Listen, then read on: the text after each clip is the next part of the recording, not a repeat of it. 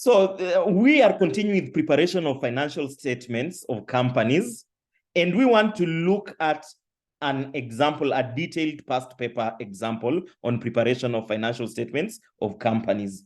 Now, remember, financial statements to be prepared in this context are, number one, statement of profit or loss.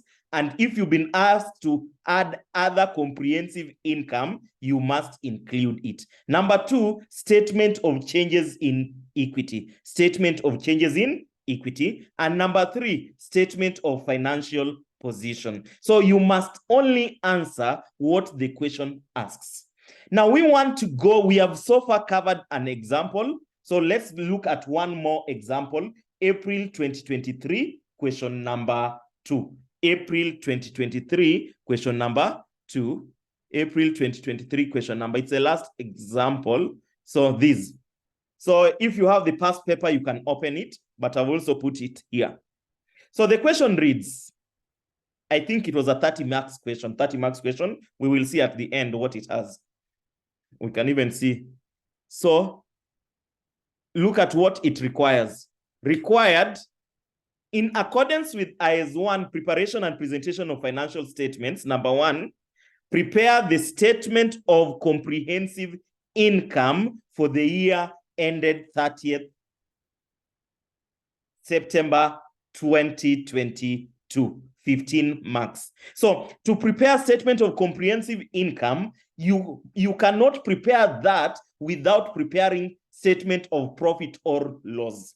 So you can have statement of profit or loss, and then you add their other incomes. Or alternatively, statement of profit or loss, you can prepare it under workings, and then you transfer it to statement of comprehensive income. So, but I'll follow the entire process. I'll start by preparing statement of profit or loss, and then is when I prepare statement of other comprehensive income. Part number B, statement of financial position as at 30th September 2022. So we've been told to prepare number one, statement of comprehensive income, and number two, statement of financial position. We have not been asked to prepare statement of changes in equity, but I think we can just prepare it because we are in class. We don't know what can be asked next.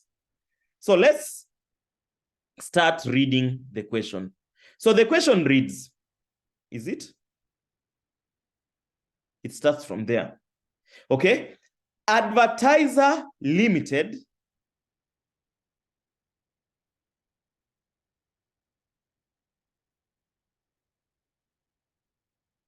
Advertisers Limited has been the most successful company in the advertising industry within Kibungo City for many years. The following draft trial balance was extracted from its books for the year ended 30th September 2022. So you have been given plant and equipment, costs, accumulated depreciation has been given, plant and equipment costs stroke accumulated depreciation has been given. So the debit amount becomes the cost, the accumulated depreciation becomes the credit amount. I hope we are together. Non-current asset is always a debit entry. So that depreciation accumulated becomes the credit entry. Next, 25-year freehold property at valuation on 1st October 2021. So remember, 1st October 2021 is the beginning of this year. So 25-year freehold property, it was valued at 14,000. Next, computers, which are still assets, the cost is 7,200 and the depreciation is 2,000, accumulated depreciation. Motor vehicle, the same cost. And then we have been given 10-year brand at cost on 1st October 2018. So 1st October 2018, there was that brand. Remember, that is an intangible asset. Brand is an intangible asset. So it was having a cost of 10,000 on 1st October 2018. So there is 2019, 2020, 2021, 2022. So that is cost 4 years ago. 4 years ago, the brand, the 10-year brand was having a value of 10,000. Accumulated amortization of the bond on up to the first year, up to the beginning of this year. The accumulated amortization, remember amortization, we use the word amortization if we are referring to intangible assets instead of using the word depreciation. Trade receivables and payables has been provided. Inventory at the beginning of the year. Interest on convertible loan notes is 85. Interest on convertible loan notes. Available for sale investments is 8,700. Sales, purchases, admin expenses, distribution, deferred tax. This is good. It has given us a question on deferred tax. So deferred tax at the beginning of the year, deferred tax was 2,300. Current tax, 2,200, sorry. Investment income, bank loan note interest, dividends paid, preference dividends paid, 150. 5% convertible loan note, 18,400. 8% loan notes, 12% preference shares, redeemable. Redeemable. What did we say? How do we treat redeemable? How do we treat redeemable? I'm waiting in the chat. How do we treat redeemable preference shares? Equity or non-current liabilities? Just type the answer in the chat. Redeemable, what did we say in the morning?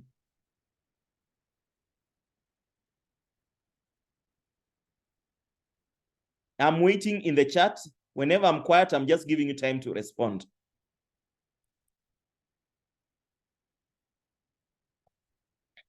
Non-current liability. Thank you. So therefore, because it's a non-current liability, also the dividends paid for preference will be finance costs. Dividends paid for preference dividends will be, for preference shares, will be finance cost. Why is it finance cost? Because it has been treated as a non-current liability. I hope that is clear. So that's why I picked on this question, because it covers most of the items that we had agreed to cover. So preference, dividends paid, okay, so we have 12% preference shares redeemable, 500,000 ordinary shares, share premium, retained earnings, revaluation surplus, general reserve. So you see this question has got almost everything we covered. So wow, additional information are many. So the following information is relevant. Point number one. So in such long questions, always ensure you read the question at least 2 times so that you understand each item. Don't read the question once and start solving it. Ensure you read it at least 2 times. So the following information is relevant. The carrying value of inventories at cost as at 30th September 2022 was 2,500,000. Immediately after the period end, the store's manager realized that a particular inventory type included in the figure above, costing 500,000, was obsolete and could only be sold at half the price to customers. Now, in this case, there is financial accounting, which we will apply. Remember, most of you are exempted financial accounting. I'll come back to it. Let me just continue reading. Non-current assets. Depreciation of property, plant, and equipment is to be provided as follows. Plant and equipment, 10% on cost. Computer equipment, 25% on cost. Motor vehicle, 20% on reducing balance. Brand, 10% on cost. Okay. Freehold property has a land element of 3 million. I'm here. Of 3 million. The building element is being depreciated on a straight line basis. Next point. Advertisers Limited revalues its freehold property at the end of each accounting period. On 30th September 2022, the relevant value to be incorporated into the financial statements is 14,100,000 for building and 4,500,000 for land. The building lifespan has not changed as a result of this revaluation. The building's remaining life at the beginning of the current year, 1st October 2021, was 25 years. Advertisers Limited does not make an annual transfer from the revaluation reserve to retained earnings in respect of realization of revaluation surplus. Ignore deferred tax on the revaluation surplus. Next point, available for sale investments held at 30th September 2022 had a fair value of 8,400,000. There were no acquisitions or disposal of these investments during the year. No depreciation stroke amortization has not yet been charged on any non-current asset for the year ended 30th September 2022. So depreciation for the year has not been charged yet. Depreciation charges and loss on inventory are all charged to cost of sales. So all depreciation are charged to cost of sales. Remember, in the last example we did, the depreciation was being charged, 60% cost of sales, 20% administration, 20% distribution, if you recall the example we did. But here you are being told everything is charged to cost of sales, but amortization charges to administration costs. Amortization was referring to the brand. So we are being told amortization is being charged to administrative costs. Point number 3, the preference shares were issued on 1st April 2022. 1st April 2022. How many months to the year end? There is April, May, June, July, August, September. So those are 6 months to the year end. So the preference shares were issued on 1st April 2022. They are redeemable at a large premium, which gives them an effective finance cost of 12% per annum. So the interest is 12% per annum. But so far, we only have half a year. So we will get per annum and then we divide by 2. Next, on 31st March 2022, the company made a bonus issue from retained earnings. So the bonus issue has not been made from share premium. It has been made from retained earnings of 1 new share for every 4 shares in issue at a price of 10. The transaction is yet to be recorded in the books. So we are yet to post the transaction in our books. Next, point number 5.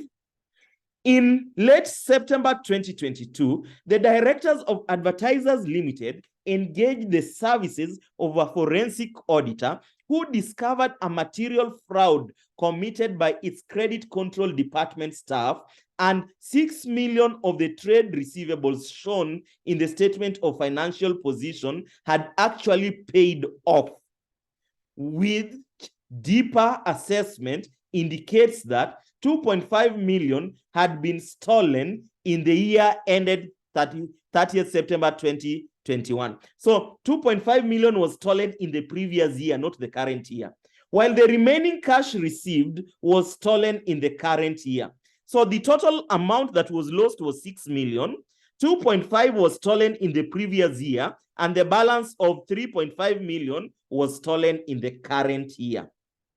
The company is neither insured from these loss nor can it recover from the staff, since they all left without resignation. It's not also deductible for tax purposes. So it's not affected by tax. The loss is charged to cost of sales. So this loss through fraud is charged to cost of sales. Point number 6. The balance on current tax represents under or over provision of tax liability for the year ended 30th September 2022. It's supposed to be 2021. Anyway, let's just work with it. So the directors have estimated that the provision for income tax for the year ended 30th September 2022 to be 3.2 million. So that tells you this year was supposed to be 2021, because under or over is always for the previous year, not the current year. I hope you remember that we learned it. Under or over is for the previous year, not current year. Okay, at 30th September 2022, the carrying amount of Advertisers Limited net assets were 13 million in excess of their tax base. In other words, the difference between carrying amount and the tax base was 13 million. So remember, this 13 million is what you tax to get the amount of deferred tax. Because what do we normally tax? The difference between the carrying amount and the tax base. Remember, what is the carrying amount? Carrying amount is cost minus accumulated depreciation. What is tax base? Tax base is cost minus capital allowance. So the difference between carrying amount and tax base, you are being told it's 13 million. The income tax rate is 30%. Next. During the year, Advertisers Limited was sued for failure to advertise a product of BLM Manufacturers Limited as per the signed contract. However, this was due to delay in the production process at the factory of BLM. The case is currently outstanding, but it is expected to be settled in a few days after the year end. Advertisers Limited discussion with its lawyers indicated that the case is a bit fragile and therefore difficult to determine the outcome, as it can go either way, and that such cases have got no pre-stated estimated amount since they depend on gravity of the issue.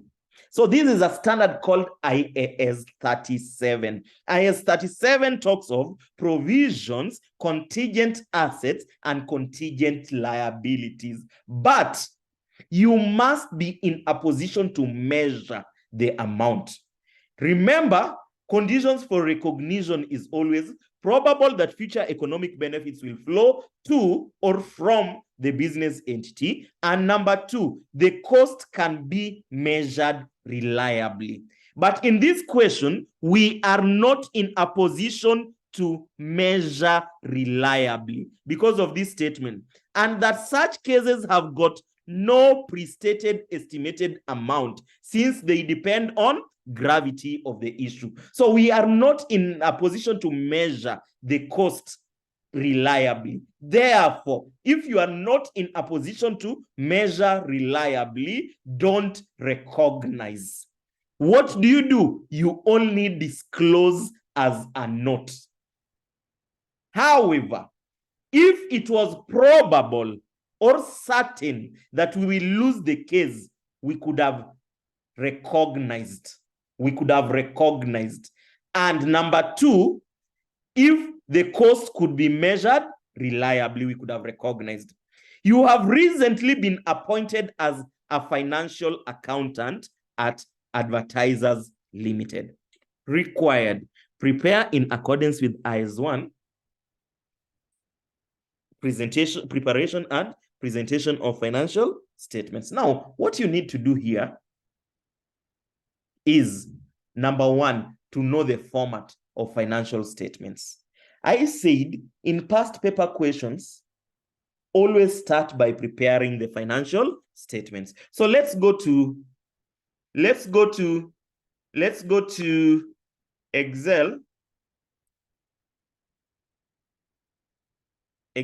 and solve the question.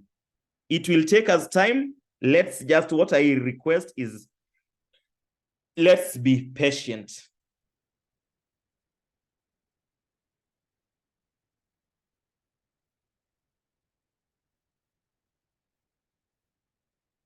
I'll be reading the question once more so that we understand each point. I'll be reading the question once more. So the question, so in our solution,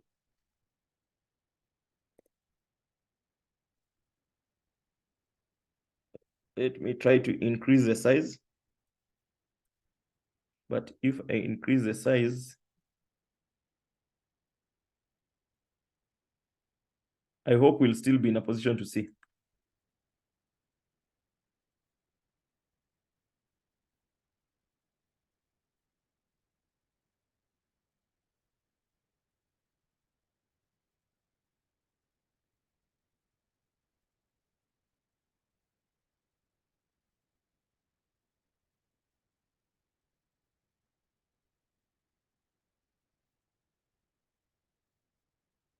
Okay, so let's start. The company is called Advertisers Limited. So we will start with Advertisers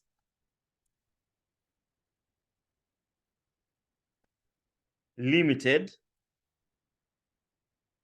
statement of profit or loss and other comprehensive income. I hope we are together. And other comprehensive income for the year ended. For the year ended, what is the year end? 30th September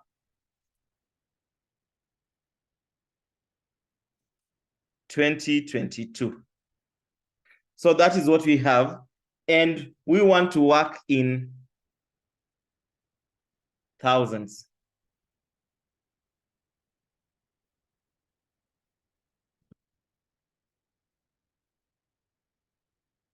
We want to work in thousands. Remember the format. Don't always forget the format. We always start with sales. Please, if you remember the format, they are very easy marks you can always earn. Less cost of sales to give you gross profit. Gross profit. Gross profit. I decide to put other incomes under finance cost. Remember, we said there is an option to put them here, but also you can put them under finance cost so long as they come before you pay tax. So long as they come before you pay tax. So long as they come before you pay.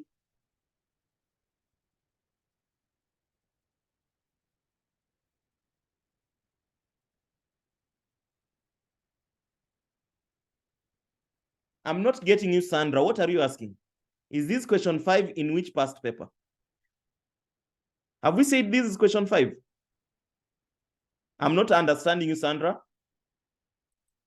Rephrase your question. This is question 2. It's question 2 in April 2023.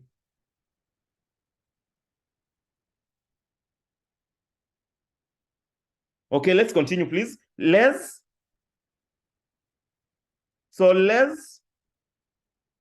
administrative costs, less distribution costs. Let me remove other expenses because examples we had already talked of. Now, next, it gives you operating profit. Operating profit, what we had called PBIT, profit before interest and tax. And then we said you less finance costs. And then we said you can add other incomes,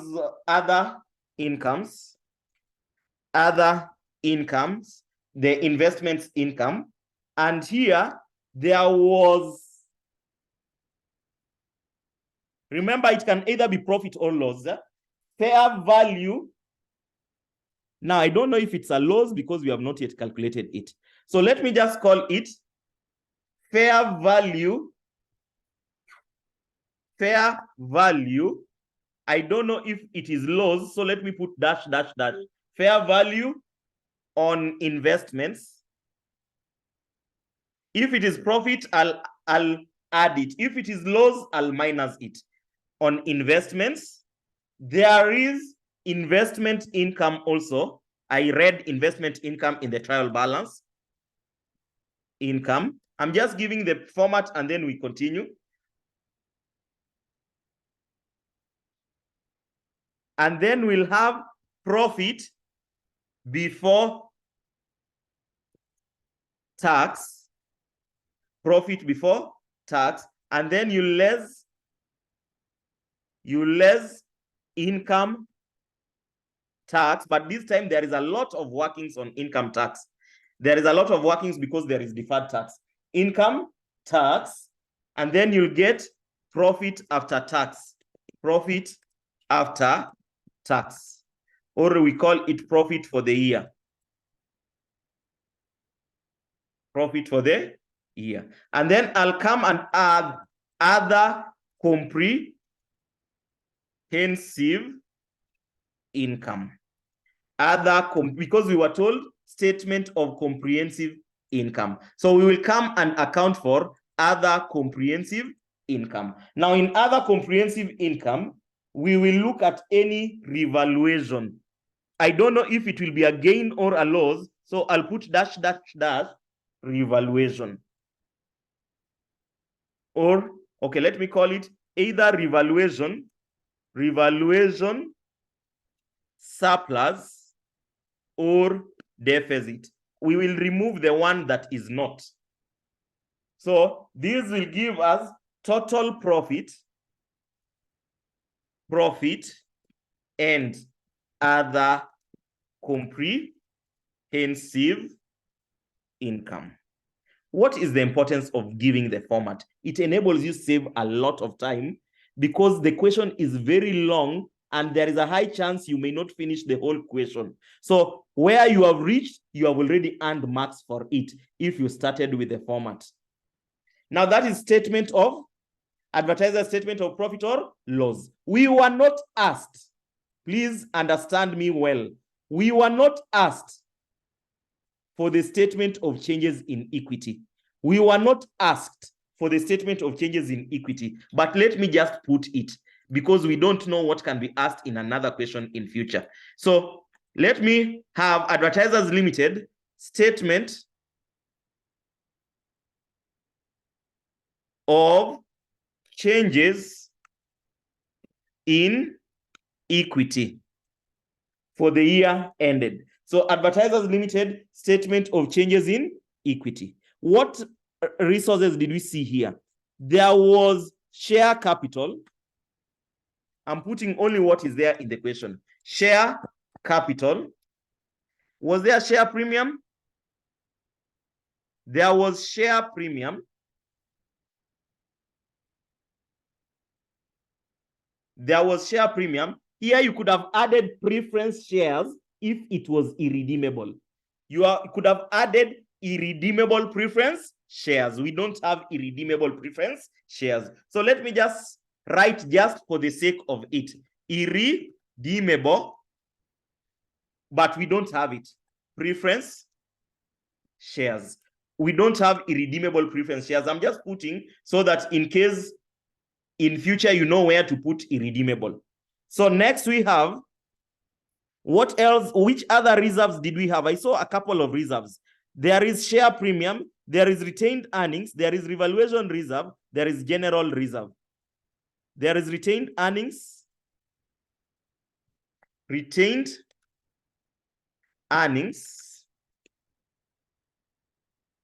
there is revaluation reserve, and there is general reserve and any other to give us the total. So this question had got a number of requirements.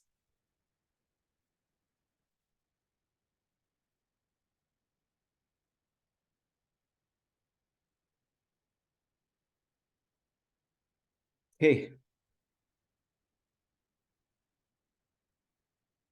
Okay. So beginning of the year, balance at the beginning of the year. We have, okay, skip. Are we working in thousands? Yes, we are working in thousands. So I'll copy that.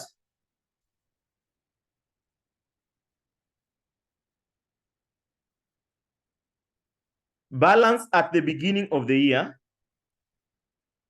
at beginning of the period. Now, what is the beginning of the period? A year that ends on 30th September. That year starts on 1st October 2021. So there was some adjustments that was to be done on profits. So adjustment on profit of previous year. There is some IS 10. I think there was some, was it inventory or something like that, which we were being told an amount is being corrected this year, another amount is being corrected last year. So of previous adjustment on profit of previous period.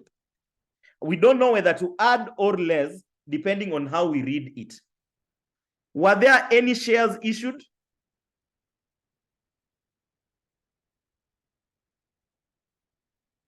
Yes, bonus share issue. There was bonus share issue. Bonus share issue. And then, of course, there is profit for the year. Was there any dividends?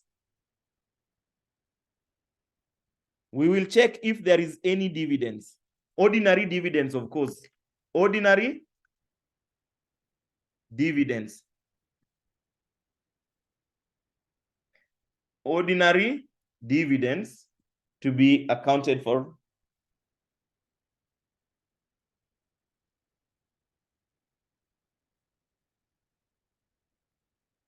Okay, and let me just leave one room in case there is any other adjustment to be given. And then I have balance at the end of the period. Balance at the end of the period. End of the period is 30th September 2022. So that is statement of changes in equity. Our statement of changes in equity. You know, once you have something like that, you can easily post the figures. Finally, we go to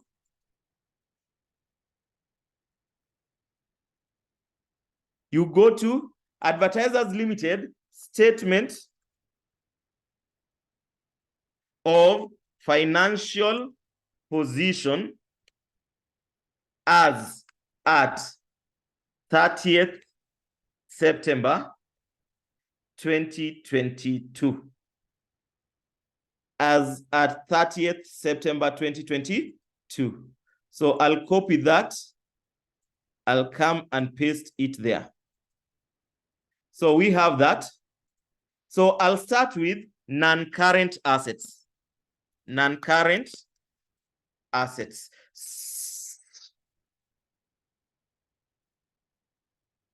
Remember, we are not wasting time. That format is saving our time at the end. So let's see. There was plant and equipment. There was plant and equipment. We are just looking at all items that are there. There is plant and equipment. There is 25. Okay, so we can group them maybe according to the standards. According to standards. So there can be property, plant, and equipment. We are grouping according to standards. That is IAS 16. There is intangible assets, or maybe let's look for investments. Investments, that is IAS 40. There is intangible. You remember the brand? Intangible assets. IAS what? 38. Intangible assets is IAS 38. So I've classified them according to standards.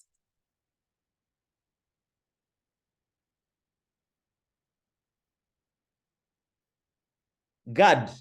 I think we have already explained this over and over. Sir, on equity, why only write ordinary dividends. What about preference dividends? Can somebody answer that?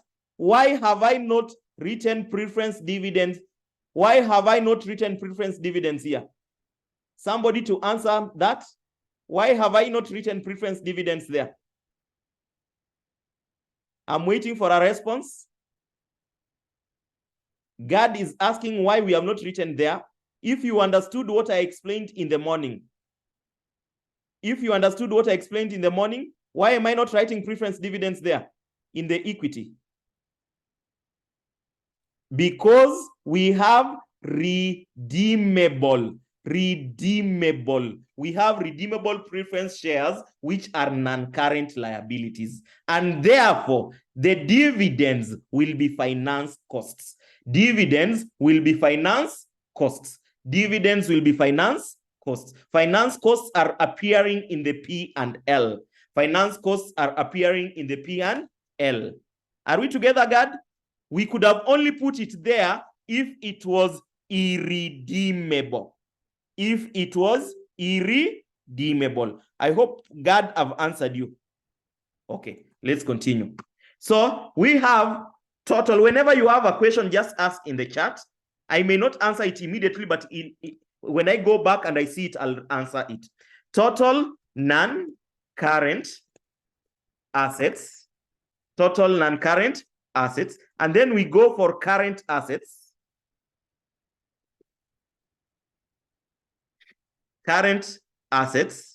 What are our current assets? Of course, there is always trade. So there is always inventories. Inventories can never miss. There is always receivables.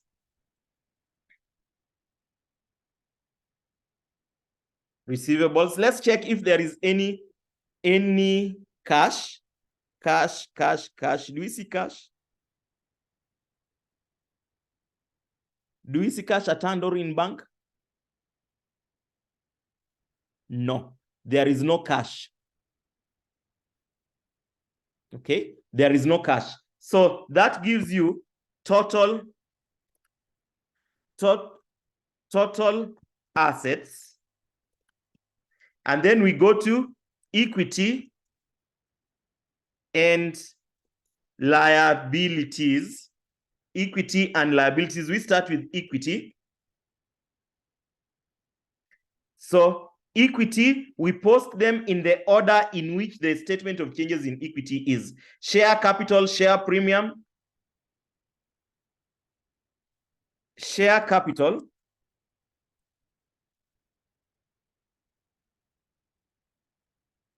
Share premium. I said irredeemable, but it is not there. Preference shares. But remember, we have only shares, not given. Next, we have retained earnings, revaluation reserve, and general reserves. Retained earnings,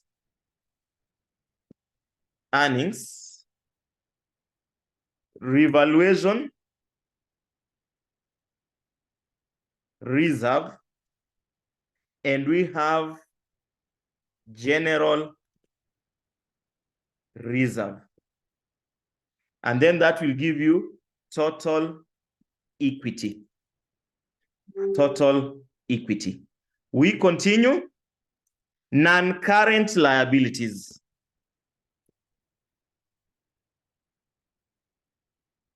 Remember, there was redeemable preference shares. I'm starting with that under non-current liabilities so that we don't forget it. What other liabilities were there non-current? There were a number of loans. Let's look for them. 5% convertible loan. 5% convertible loan. There was 8%. So 5% convertible loan. There was 8% loan note,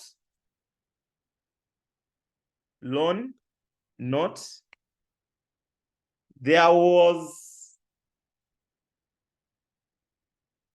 remember these preference shares, it was 12%.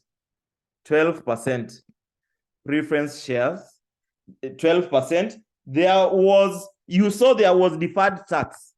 Deferred tax, we said it's an uncurrent liability if the carrying amount. Remember, we had already been told if the carrying amount is greater than the tax base. So deferred tax. And then finally, we go to current liabilities. Current liabilities. In our current liabilities, we have trade payables. That is always the number one. Trade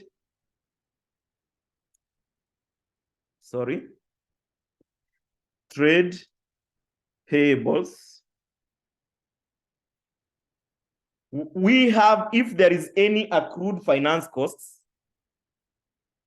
accrued finance costs, there was no cash. So let's check if there is any bank overdraft. There was no cash. So let's check if there is any bank overdraft. There is bank. Do you see bank here? It is on the credit side. It's on the credit side. So that's a bank overdraft. Because there was no debit entry here, so there is the credit. So that's a bank overdraft. 910. So there is a bank overdraft. That one I can even post because we have already looked at it. 910. Bank overdraft. Next we have there was current tax. If you recall, current tax is a current liability. Current tax, we have not calculated it. And then we will have total equity and liabilities. Total equity and liabilities. That is the format of the balance sheet.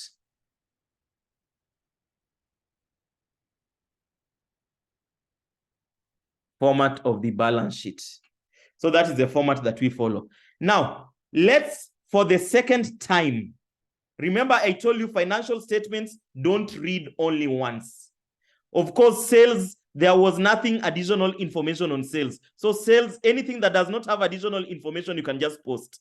Sales is 68,865. 68,865. 68,865. Let me look at the chart. I'm seeing there are many chat messages. Accrued finance cost, yes, it's there. Okay. What is tax base in our question? Hey, we have not read the question for the second time. So allow me to, we will solve it when we reach there. Let me say it that way. Remember, tax base is a difference between what? Cost of an asset and capital allowance. We will read it again and get that answer. You forgot bank. I did not forget bank. Bank was a credit entry, Felix. It was a credit entry, therefore it was a bank overdraft. 8% loan notes, okay, I've accounted for that. There is bank. It is a bank overdraft, which is a current liability. There is a bank. Okay, thank you. We had already responded to it. So I hope you've understood why I did not post bank in current assets. Why did I not post bank in current assets? Because it is a credit entry. It's a credit entry. Okay. Can we now start by making posting of the items which are not affected by additional information? I'm repeating, we are now making posting of items which are not affected by additional information. So like, for example, 68 is affected. 68 sales is not affected. Cost of sales is affected. So there will be a working. Administration costs, there may be a working. Distribution costs, there may be a working. If it's not, we will correct it. Of course, finance costs, there must be a working. Other incomes in this case,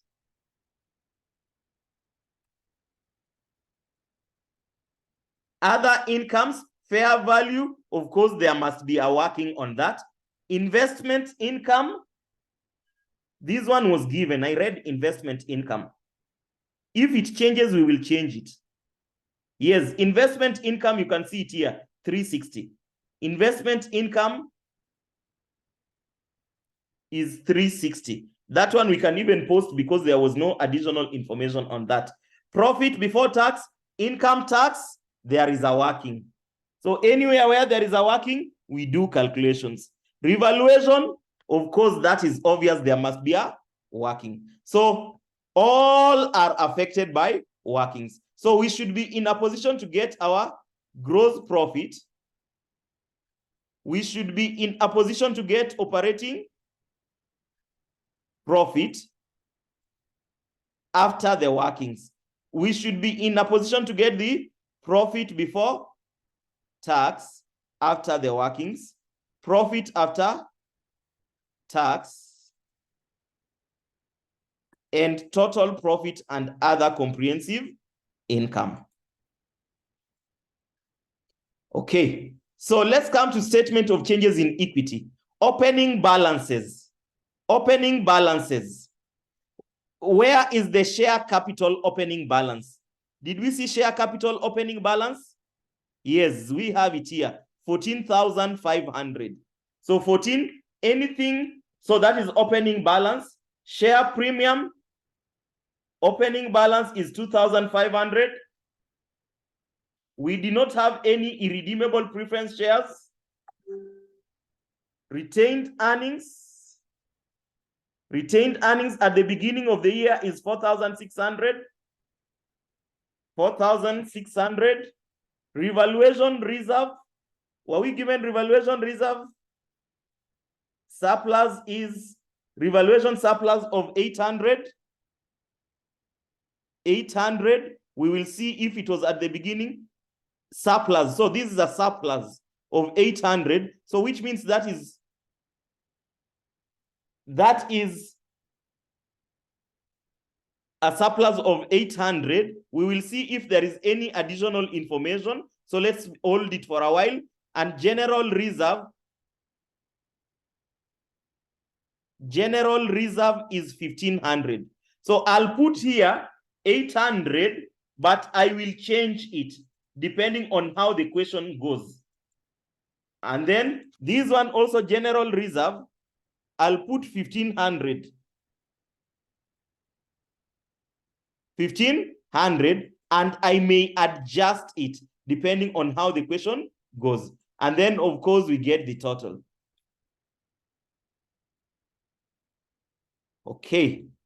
So we are done with that. Adjustments on the profit, there is additional information. Let's go to the balance sheet. Of course, all non-current assets must be adjusted. Inventories. There was some statement on inventories. What was the statement on inventories? Inventory, we were being told the carrying value of inventories at cost was 2.5 million. Okay, so that one, there is a working. I can still not do it. Trade receivables. Trade receivables. There was also an adjustment of this 6,000. Where is 6,000? I read 6,000. So there is a working there. So almost every item had a working. Here we will pick it from statement of changes in equity. 12% redeemable preference shares. 12% redeemable preference shares. It is 3,000.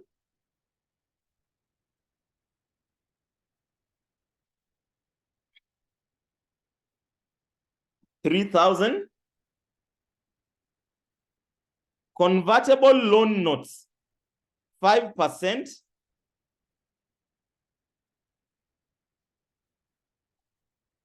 5% convertible loan notes is 18,400, and the 8% is 2,500. 18,400 and 2,500. 18,400, 18,400 and 2,500. Why am I posting those? Because those are free marks. You will get them. Deferred tax, there is a working. Trade payables, there was no working, so that one we can post. Trade payables,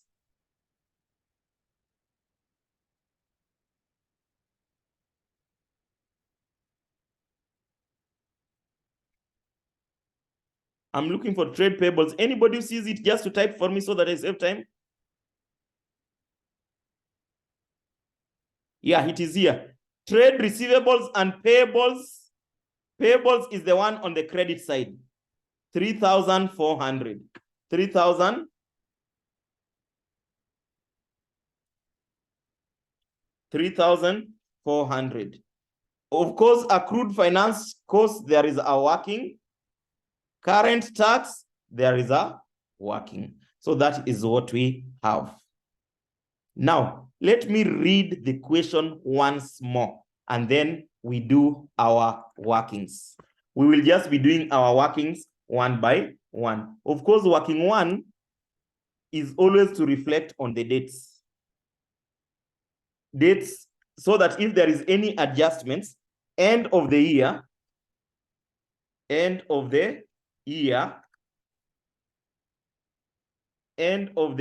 is 30th September 2022. 30th September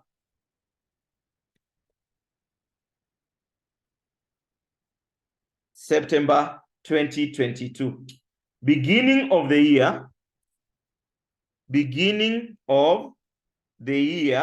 a year that ends 30th September 2022, that year starts on 1st October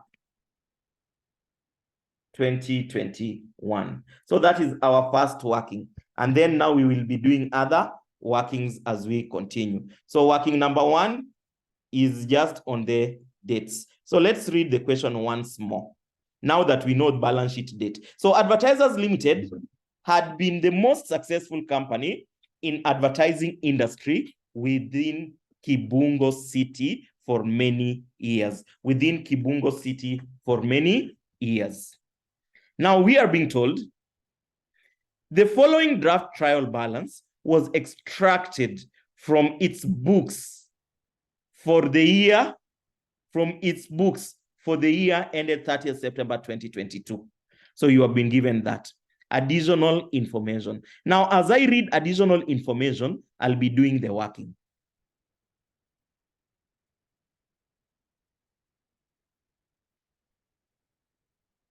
Bank overdraft, is it a current liability? Huh? The bank overdraft is always a current liability. So let's read each additional information one more time and we solve it. So let's read additional information one together. The carrying value of inventories at cost as at 30th September 2002 was 2.5 million. Immediately after the period end, the store's manager realized that a particular inventory type included in the figure above. In other words, there is an inventory which was included here. Remember, this is closing inventory at cost. There was an amount which was included here. Immediately after the period end, the store's manager realized that a particular inventory type included in the figure above costing 500,000 was obsolete. So you should remove inventory which is obsolete from closing inventory. But these people only realized after the year end. In other words, after they had prepared the financial statements. So we should correct that. So realize a particular inventory type included in the figure above costing 500,000 was obsolete and could only be sold at half the price to customers. So, which means, please carefully, let's see what I'm doing here. Please keenly follow this. So we are working on inventories. Now, remember, inventories, according to IS2, inventories should be valued at the, can somebody quote for me the standard? Of course, I know it. I just want us to discuss it together. What does the inventory valuation tells us? Should be valued at the, inventories should be valued at the lower of what? What does the standard tells us? Inventory should be valued at the lower of?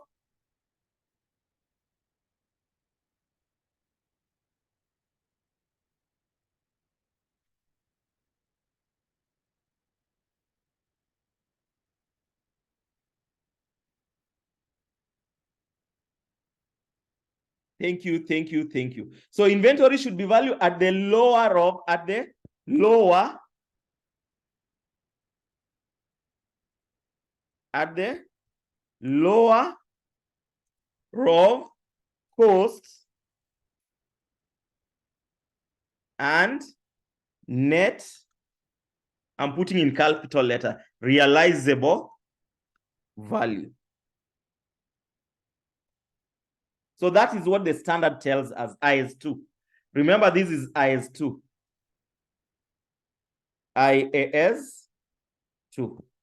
Inventories should be valued at the lower, this is financial accounting, IS2. Now the question had told us here, let me read it once more. The carrying value of inventory at a cost immediately after period, the store manager realized that a particular inventory type included in the figure above, costing that was obsolete and could only be sold for that.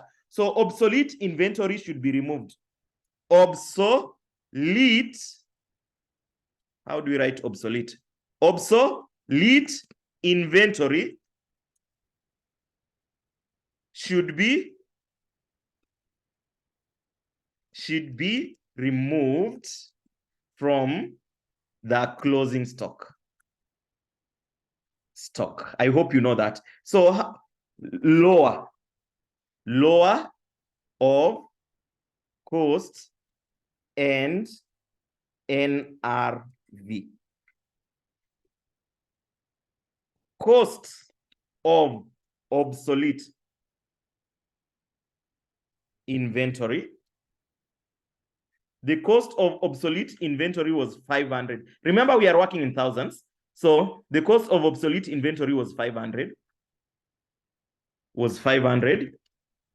The net realizable value,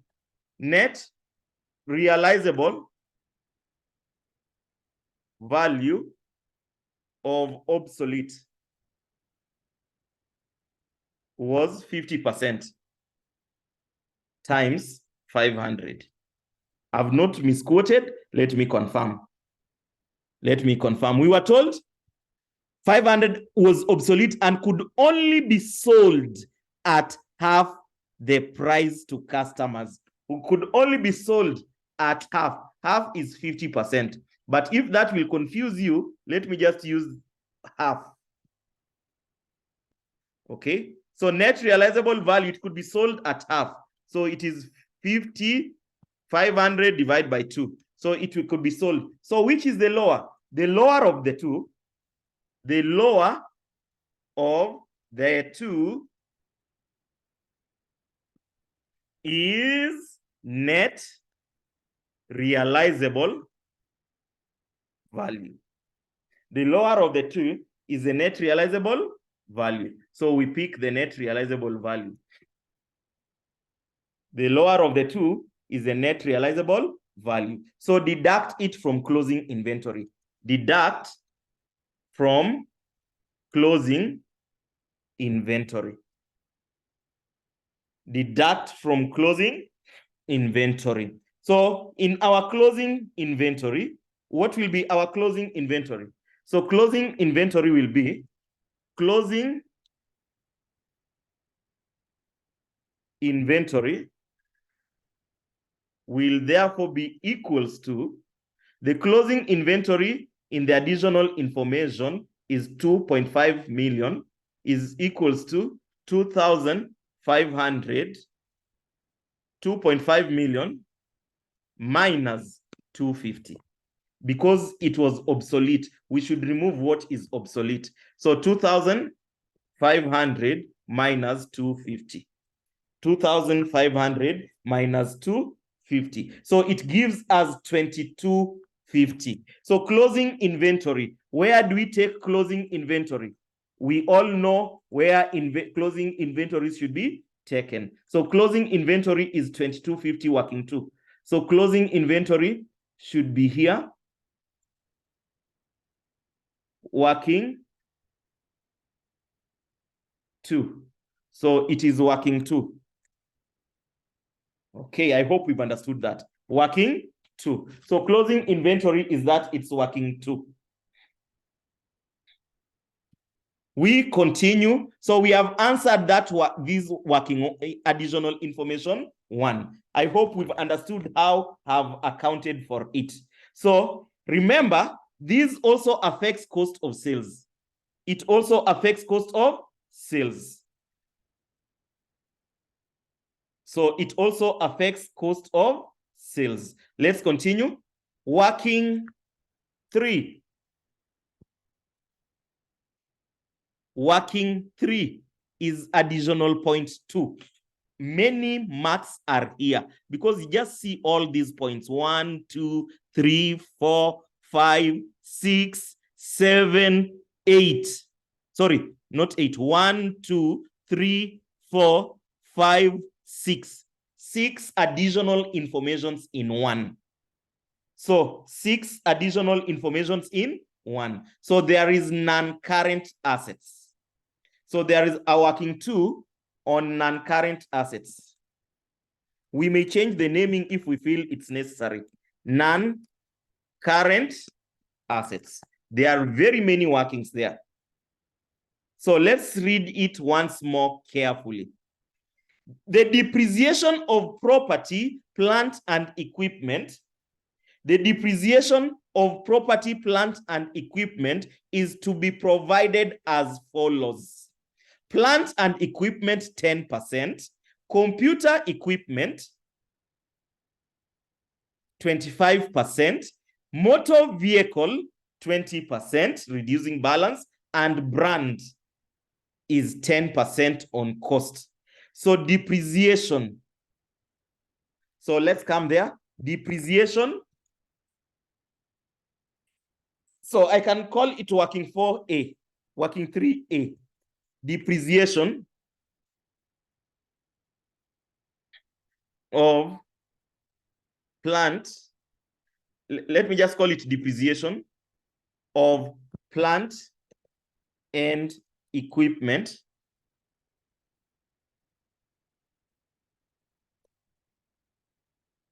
for the year. So we start with the first one. Plant and equipment, 10%. So we should therefore not call it plant and equipment. Let's just call it depreciation. So depreciation of plant and equipment, 10% on cost. Plant and equipment, 10% on cost. 10% times. What is the cost of plant and equipment? Let's look for plant and equipment. Do we see plant and equipment?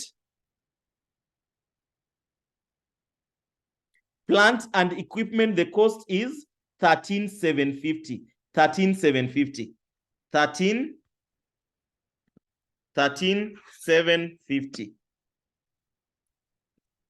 So that will be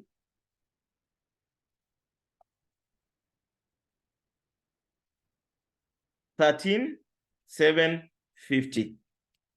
So it gives us a depreciation of plant and equipment of 13,750. We go to the next item, computer equipment. Computer equipment.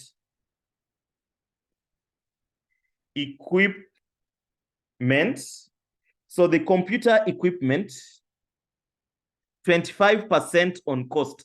25% on cost. So let's look for computer equipment. Computer equipment, the cost is 7,200. 25%. 25% times 7,200. I hope it's 7,200. Let me reconfirm. 7,000. Yes, 7,200. 7,200. 25% times 7,200.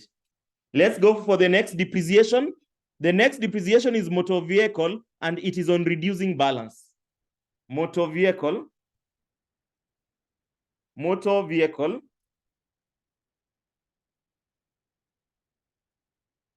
So motor vehicle, remember I had already told you this is a very long question. So motor vehicle, 20% on reducing balance. Motor vehicle is 20% times there is a certain amount reducing balance. So let's look for motor vehicle. Motor vehicle is 1,500, and the accumulated depreciation, because we are reducing balance, we take 1,500 minus 400 because we are using reducing balance. 1,500 minus 400 because we are using reducing balance. So let me confirm. 1,500 minus 400. 1,500 minus 400. So that gives you 1,500 minus 400. That is motor vehicle depreciation. Next, we have brand. Brand, remember, we don't call it depreciation, it's amortization. So brand amortization. The brand amortization, what were we told? It is 10% on cost. What was the brand? 10-year brand, cost is 10,000. Cost is 10,000. 10% of 10,000. 10% times 10,000. So that gives you 10% times 10,000.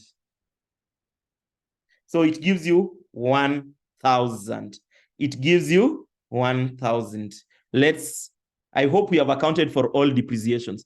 Freehold property, okay, there is still freehold property. Freehold property has a land element of 3 million. The building element is being depreciated on straight line basis. So there is depreciation on building. Freehold property. Let's look for this freehold property. We see what the story is. Do somebody see freehold property? 10 accumulated amortization travel freehold property. Is there a freehold property in the TB? Yeah, 25-year. Yeah, it's there. 25-year freehold property. 25-year freehold property. The total value is 14 million. Sorry, 14 million, yes, 14,000. 25-year freehold property. And then we are being told the total value is 14,000. Total value is 14,000. But here we are being told freehold property has a land element of 3 million. So you remove the land element from 14 million so that you know the building. So building is equals to 14 million minus 3 million for the land. So building is equals to time, okay, divide by 25 years to get the depreciation. So that gives you 14. You know the reason why I've taken 14 million minus 3 million? Because 3 million is the value of land. You are told here. Freehold property has a land element of 3 million. So the land element of the freehold property is 3 million. So the building, if it has been removed, it is 14 million minus 3 million. So building remains as 11 million minus 3 million divide by 25 years. So it gives you 440. So that gives you depreciation of 440. So what is the total? Let's now these things were very many, so let me just read again and see if there is any other item. Advertisers Limited revalues its property at the end of the accounting period. On 30th September 2022, the revalued value is to be incorporated into the financial statements for the building, blah, blah, blah. The building lifespan has not changed as a result of this revaluation. The building remaining life being of the current year was 25 years. Advertisers Limited does not make an annual transfer from revaluation reserve. Okay, so we are done with depreciation for the year. So what is the total depreciation for the year? Total depreciation for the year. So what is our total depreciation for the year?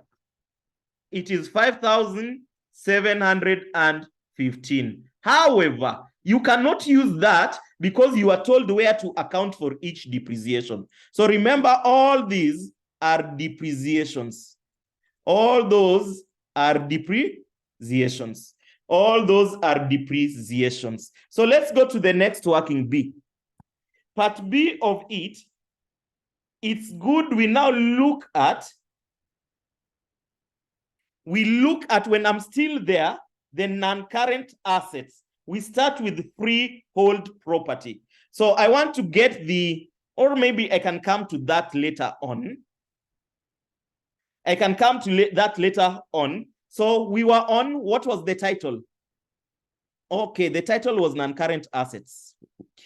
So we can finish with non-current assets. Title was non-current assets. So B, I want us to look at the value of freehold property. Value of freehold property. Now, freehold property, there was land and there was building. There was land and there was building.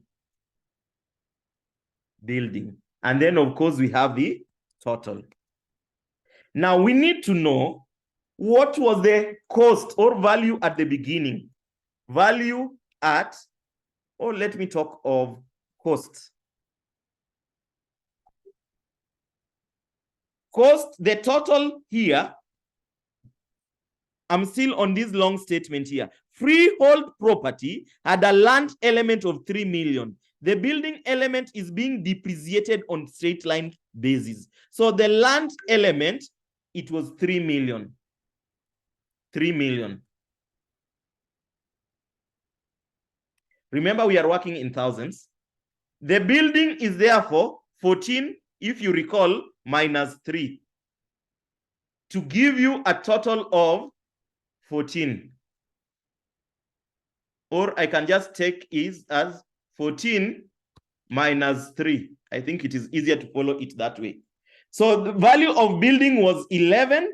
Value of land was that, to give you a total value of 14. Where is this 14 from? It is here. 14 is this value here. Freehold, 25-year freehold property. I'm seeing charts have increased. Let me see what we are. Sorry, sir, on depreciation on... Sorry, sir, on depreciation on motor vehicle is 20% or just... Depreciation is calculated as a percentage of, on what? Motor vehicle. Depreciation is not what you have said. What you have said is the net book value. 1,500 minus that, when we are using reducing balance, you take cost minus accumulated depreciation. So 15,000 or 1,500 minus 400, is it Robert? Robert, 1,500 minus 400 gives you the reducing balance value that needs to be depreciated. So you must multiply by 20%. This is just to apply what you have said, 1,500 minus 400 is just to apply the reducing balance. Sir, motor vehicle are not true. What do you mean by are not true?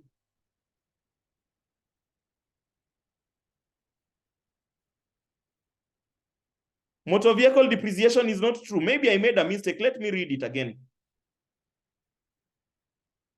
Let me, where is it? Where is it? Where are people saying? Motor vehicle Okay, thank you. Oh, I've understood. I've understood what you are saying. I've understood what you are saying. Thank you, thank you, thank you, thank you. Times 20%. So Robert, sorry for that. Yeah. So I thought that I had, thank you for highlighting that. I did not multiply by 20%. Here I had written correctly, but when multiplying, I multiplied wrongly. Let me hope these ones I multiplied correctly. Did I multiply correctly? Did I multiply correctly? Yes. Did I multiply correctly? Yes. So the others are correct. So let's move on now. So unless accumulated depreciation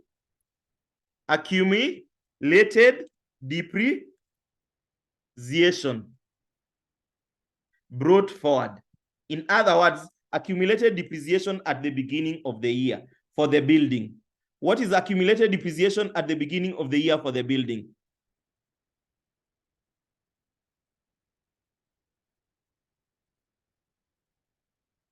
$25 freehold valued at 1st October.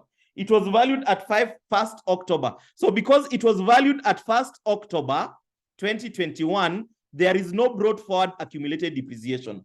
No brought forward accumulated depreciation. So that is 0 because it was valued. So remember, this is now not cost then. This is fair value at beginning of the year. Because it was not cost, it was value at the beginning of the year. Okay, now let's look for if there is any depreciation for the year. Less depreciation for the year. Did we have any depreciation for the year for building? Yes, 440. Building, it was 440. Working 3A. Working 3A. Working 3A. So working 3A is 440. So this will give us the carrying amount. Carrying amount, what you commonly know as net book value. So carrying amount is only that, and this will be minus 0 minus 440. So it gives you 10,560. 10,560. Okay, so this carrying amount, let me highlight it in blue. And then we compare it. We compare it to the revaluation during the year. We compare it to the revaluation during the year. So what is the revaluation? Was there any revaluation during the year?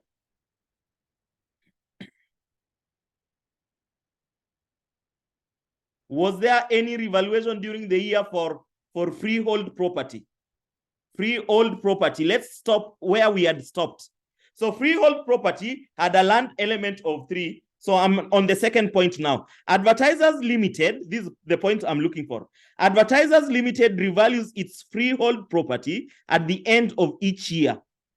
On 30th September 2022, the revalued value to be incorporated into the financial statements is 14,100 for building and 4,500 for land.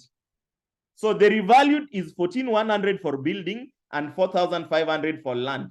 Land is 4,500, 4,500, and building is 14,100. I've just read this point. Let me take you back. I've read this point. Advertisers revalues its freehold property on that. So the building lifespan has not changed as a result of this valuation. So as a result of that, let's compare these two. Let's compare these two values. Do we have revaluation upwards or surplus or downwards? Is it revaluation surplus or downwards? Let's look at land. The value has increased. Let's look at building. The value has increased. So there is a revaluation surplus. Revaluation surplus. I hope everyone attended the Tuesday class. the class we covered on Tuesday, minus 3,000. And here, revaluation surplus is 14 minus the carrying amount. You remember step 3 on PPE. Compare the carrying amount to the recoverable amount. Compare the carrying amount to the recoverable amount. So we have revaluation surplus of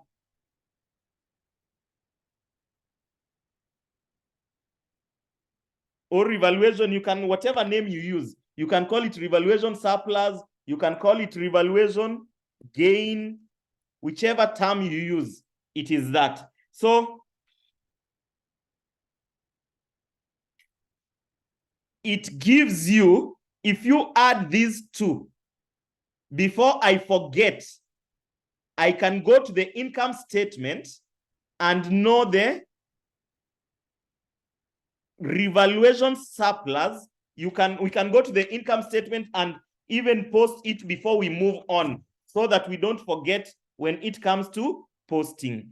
So here it is working, here, working 3B, working 3B. So what is our working 3B? Our working 3B, the total is 1,500 plus 3,500. So it is 50,40. So working 3B, we have got that. Anything we get, we just go and post it. So it is 50,40.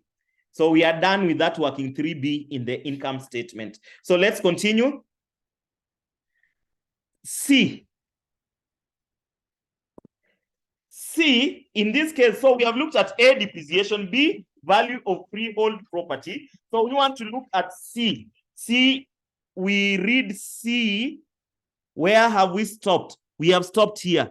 So let's go to the next one. The building remaining life at the beginning of the current year was 25 years. Advertisers Limited does not make an annual transfer from revaluation reserve to retained earnings in respect to realization of revaluation surplus. Ignore deferred tax. So in this case, we are being told when there is revaluation, there is no transfer. Remember rules of revaluation we covered on Tuesday. Rules of revaluation, when you revalue an asset from a certain class, all assets in that class should be revalued. I'm just trying to remember what we covered on Tuesday. And then we said you should calculate the amount of revaluation reserve, which we have calculated in this case, and transfer it to equity. We have already calculated that. Number 3, we said you should be consistent in calculation of revaluation reserve. And number 4, there should be a transfer from revaluation reserve to retained earnings. Number 4 is what is being quoted here. Number 4, there should be a transfer from revaluation reserve to retained earnings. So here in this question, you have been told not to do that. You have been told Advertisers Limited does not make an annual transfer from revaluation reserve to retained earnings. It does not make from so in that case, we have been permitted not to transfer. We have been permitted not to transfer. Let's continue now. So that question permits us not to transfer anything from revaluation reserve to retained earnings. Next, available for sale investments. Remember, investments are IAS 40. IAS 40, which I gave you the video to listen to. It was at 28 minutes. It was only a 28 minutes video, which I told you to listen to. So that is now being covered here. The building remaining life at the beginning, I'm here. The building remaining life at the beginning of the current year, 1st October 2021, was 25 years. No, I've read that. Sorry, I'm here. I'm on the next one. Available for sale investments held as at 30th September 2022 had a fair value of 8.4 million. There was no acquisition or disposal of these investments during the year. So available for sale investments at the end of the year was 8.4 million.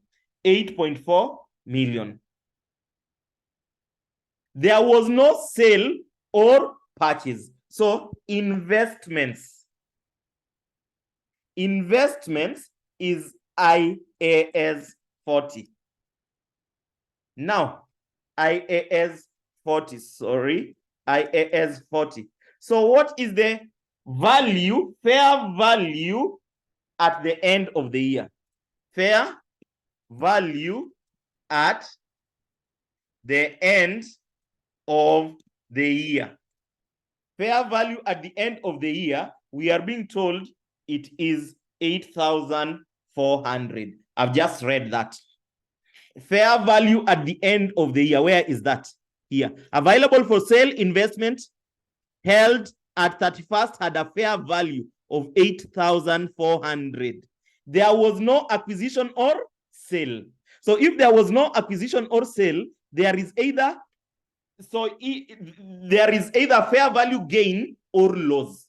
Now we go to the balance sheet and check the available for sale investment. Available for sale investment is 8,700. 8,700. So that is the value at the beginning of the year. So fair value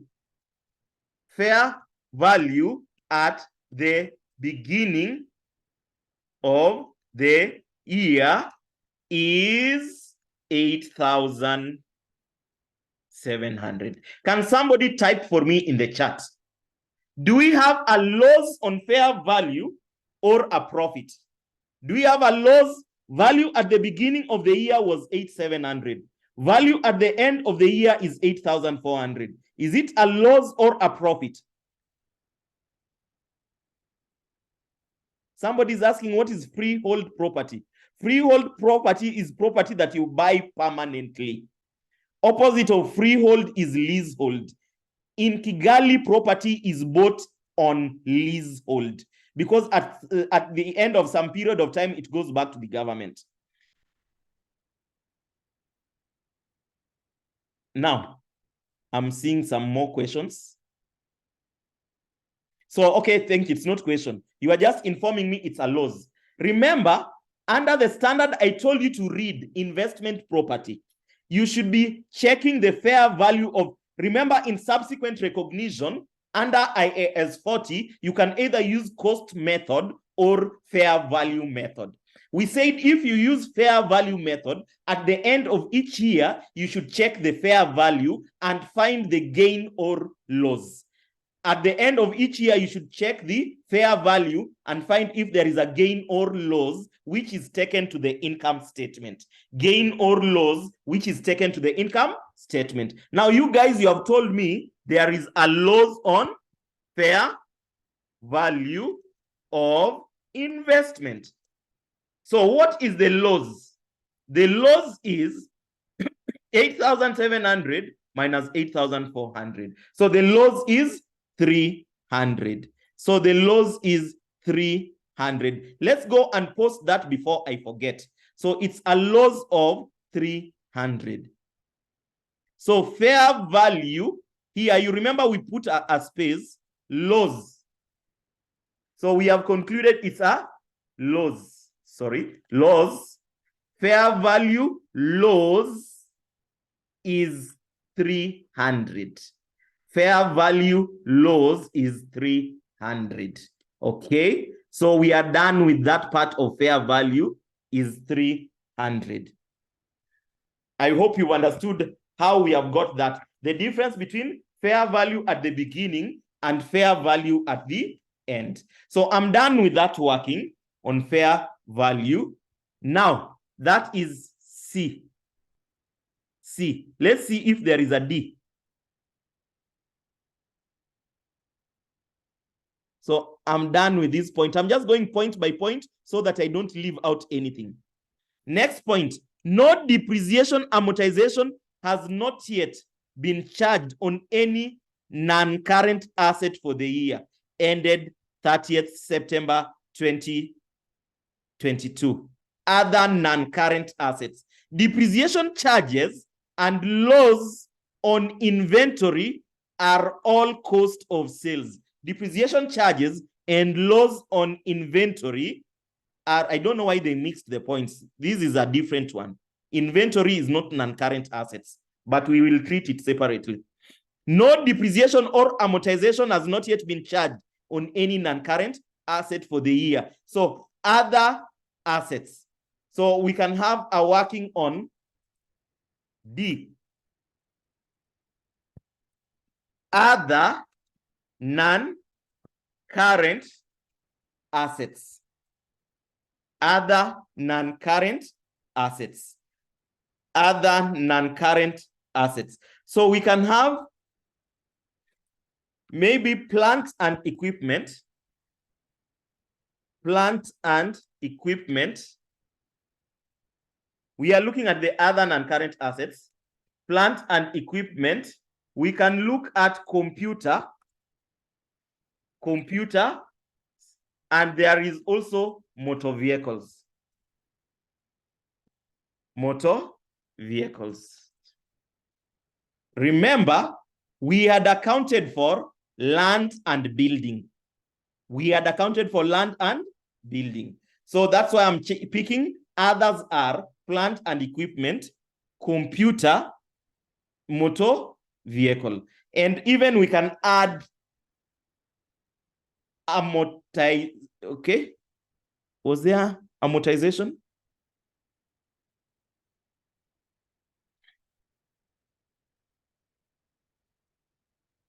There is. I can even add so that I save time. I can even add it. Was it called brand? Brand. So that I save time. Brand. Remember, brand is intangible. Brand is intangible.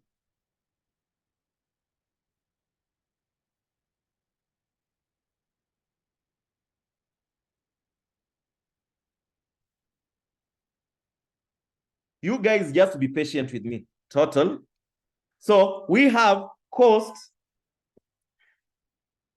Cost, we check on what is cost of plant and equipment. Cost of plant and equipment. Plant and equipment cost is 13,750.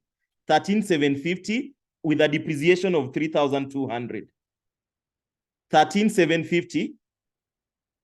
13,750 with an accumulated depreciation of 3,200. So remember, we less accumulated depreciation brought forward. Accumulated depreciation brought forward. And then we can account for less depreciation for the year. Depreciation for the year. For the year. Working. Was it working? Depreciation for the year was working. It is 1375. Working 3A. Working 3A. I'm taking time because I'm covering many standards at the same time. 1375. So these can give us the carrying amount. Carrying amount.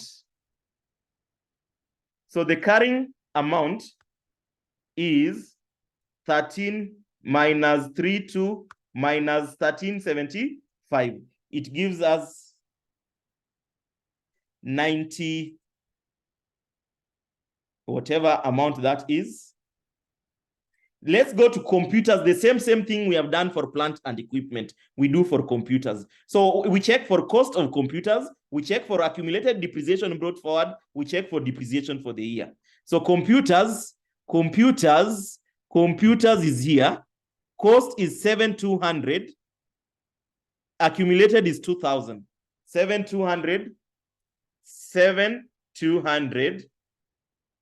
2,000 is, and then depreciation for the year working 3A. Computers, it is 1,800. Computers, it is 1,800.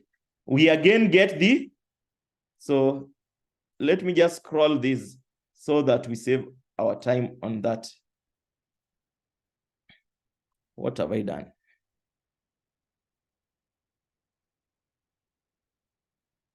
Okay, next we go to motor vehicle. Motor vehicle also we check on the cost, accumulated depreciation, and depreciation for the year. Motor vehicle. Motor vehicle, 1,500, 400. 1,500 and 400. 1,500 and 400. And depreciation for the year is motor vehicle. Okay. We go to intangible assets. Brand. Brand is an intangible asset. So remember, this is not IS 40. Let me not. Okay. Okay. Brand is 10-year brand, 10,000, 10,000, and 3,000. 10,000 and 3,000. 10,000 and 3,000. So 10,000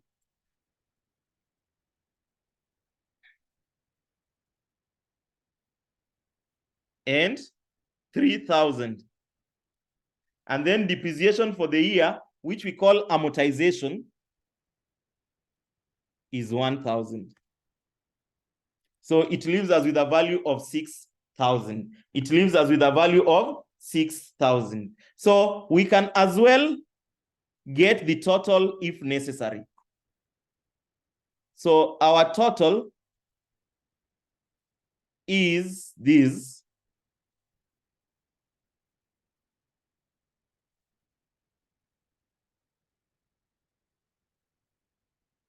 So that one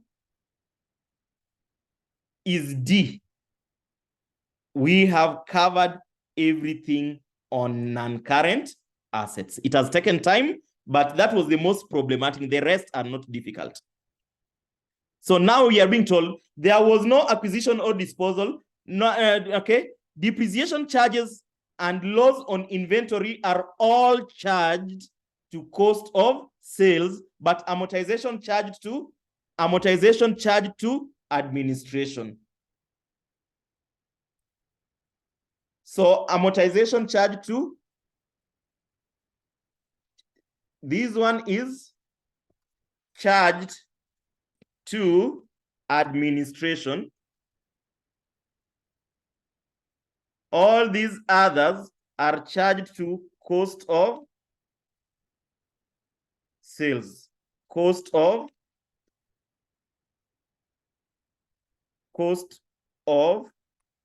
sales. Cost of sales. Were we told also building? I'm just charging the way we have been told so that we save time. Depreciation charges and loss on inventory are all charged to cost of sales. Yeah, everything to cost of sales. Also, this one is cost of sales. So goes to cost of sales, all these, apart from brand, which is amortized. So we have read that point. I hope you've understood this point. But you have been told, and loss on inventory charge to cost of sales. The next point, point number 4,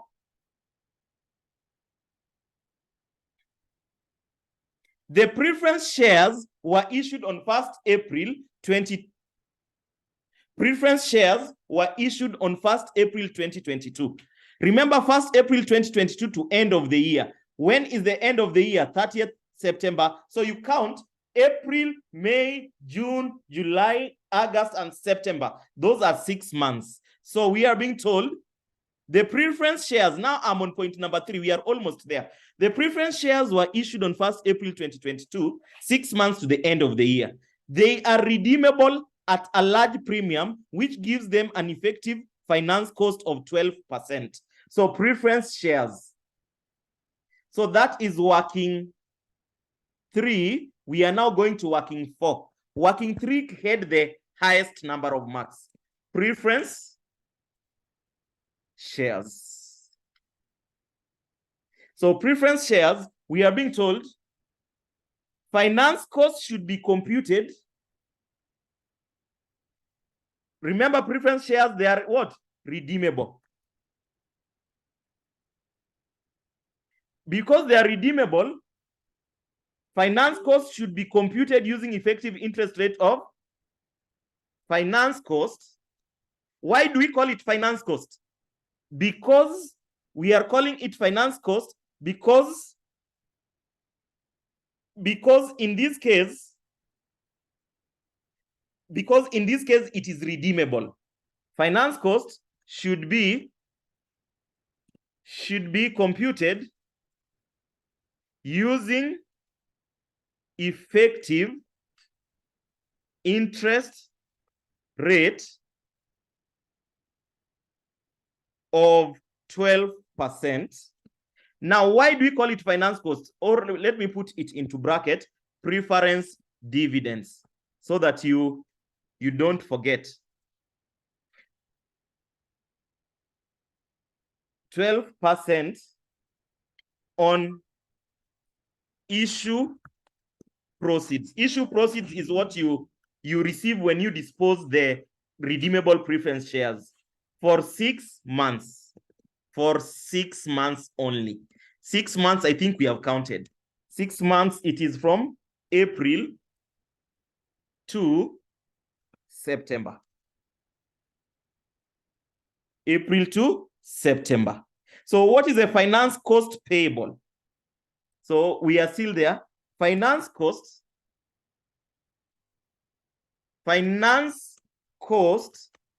payable. Remember, we are on preference dividends. Finance cost payable is 12%. 12% times the value of preference shares is 3,000 times 6/12. So that gives you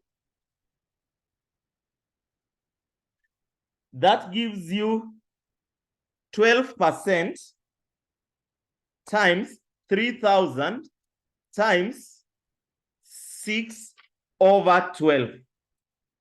180. Now, where have I got 3,000 from? So that you don't say you did not say it. Preference shares.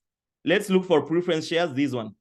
Preference shares is this 3,000. The 12%, and then it was only for 6 months. Now, we less finance cost paid. What is paid? Less finance costs paid. Finance cost paid should be in the trial balance. Do you see any finance cost paid? What was payable if they are the same? No, they are not the same one. Okay. Preference dividends, you can see here. Preference dividends is 150. What was paid? So paid preference dividends is 150. So what is the accrued finance cost related to preference dividends?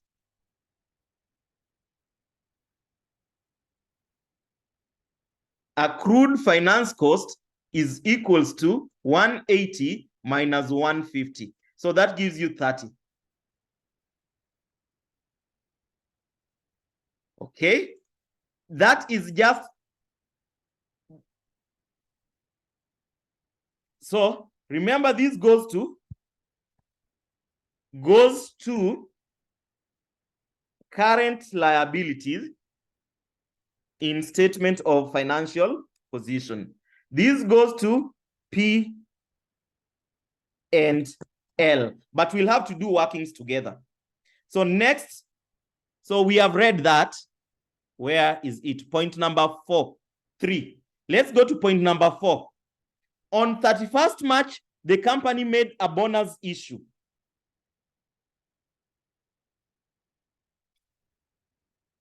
Where is it?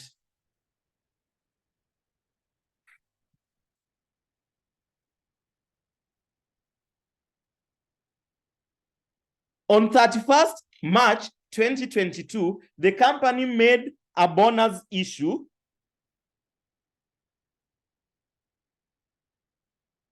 I hope I've covered everything. Made a bonus issue from retained earnings of 1 new share for every 4 shares in issue at 10. The transaction is yet to be recorded in the books. So that is working. The next working 5. Bonus issue from retained earnings to share capital.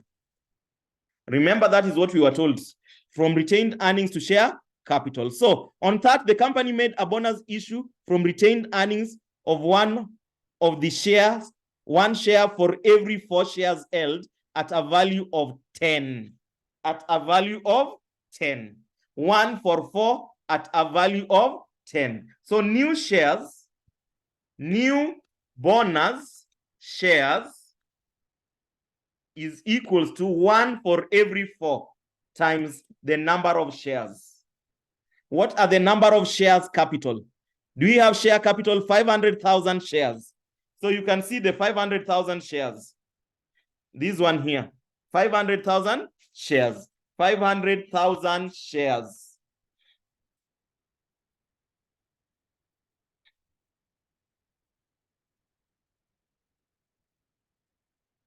$500,000 shares.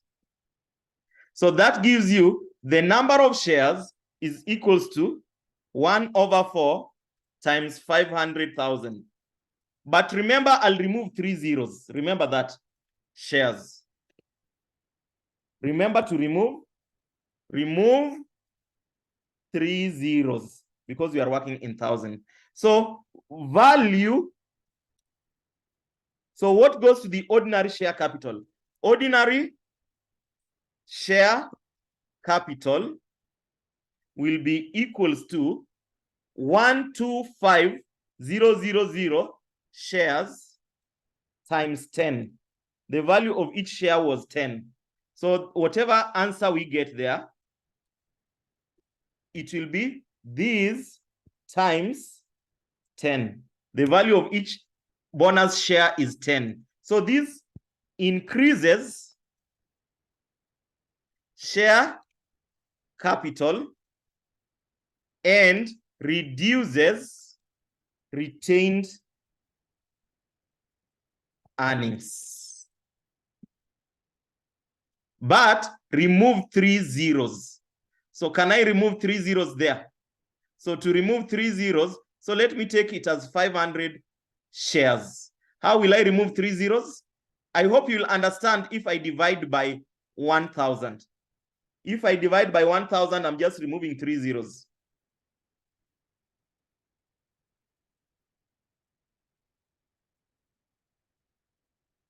If I divide by 1,000, I'm just removing 3 zeros. I've just removed 3 zeros. So I think I can go and account for this because it's a tricky one and I may forget it. So let me go and account for it in the statement of changes in equity. So we were told we are reducing retained earnings here. We are reducing retained earnings by that, and we are increasing share capital by the same amount. Working 5. So that is working 5. Working, I could have forgotten that if I did not account for that. Working 5. So reduce retained earnings, reduce less retained earnings and increase share capital. So profit for the year, we still don't have that. Ordinary dividends, we still don't have that. So I've accounted for point number 4. This transaction is yet to be recorded in the books. Let's go to transaction number 5. In September 2022, the directors of advertisers Limited engaged the services of a forensic auditor who discovered a material fraud. Who discovered a material fraud? Who discovered material fraud committed by its credit control department staff, and 6 million of the trade receivables shown in the statement of financial position had actually paid off, of which deeper assessment indicates 2.5 million had been stolen in the year end 30th September 2021. Now let me explain. Out of these 6 million, there is 2.5 million which relates to the previous year. So on that fraud, there is 2.5 million which relates to the last year. So let me do it, and the balance relates to this year, while the remaining cash received was stolen in the current period. The company is neither insured, from these laws, nor can it recover from the staff, since they are all left without resignation. It's not also deductible for tax purposes. The loss is charged to cost of sales. Fraud. So that is working number 6. Fraud. Now, the fraud is an adjusting event. The fraud affects financial statements already prepared. Therefore, an adjusting event. That is normally covered under a standard called IAS 10. Let me explain. Remember, standards are really taking a toll on us. Now, IAS 10 talks of events after the reporting period. There are some transactions that take place after the financial statements have been prepared, which affects the financial statements already prepared. Those are known as adjusting events. They should be corrected retrospectively. And there are also some transactions which take place after the financial statements are prepared, which do not affect the financial statements prepared. Those are known as non-adjusting events. So note, NB or note, these should be written off. Now, these losses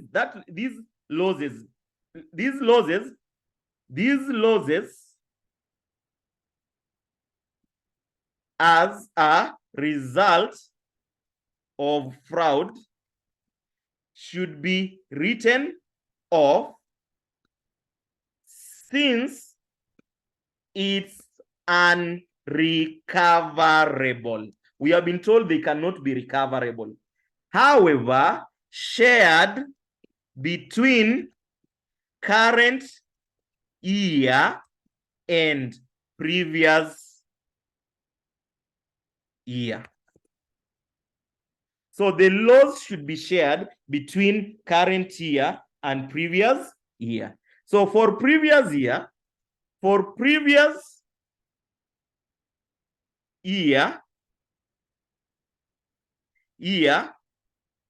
the detectives have told us it is 2,500. For current year,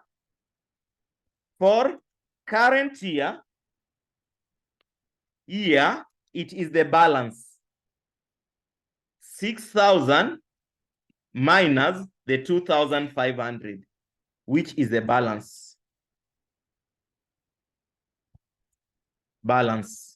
So the current year, it will be 6,000 minus 2,500.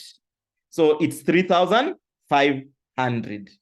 So in this case, you need to debit income surplus prior and credit. So, okay, here for previous, reduce retained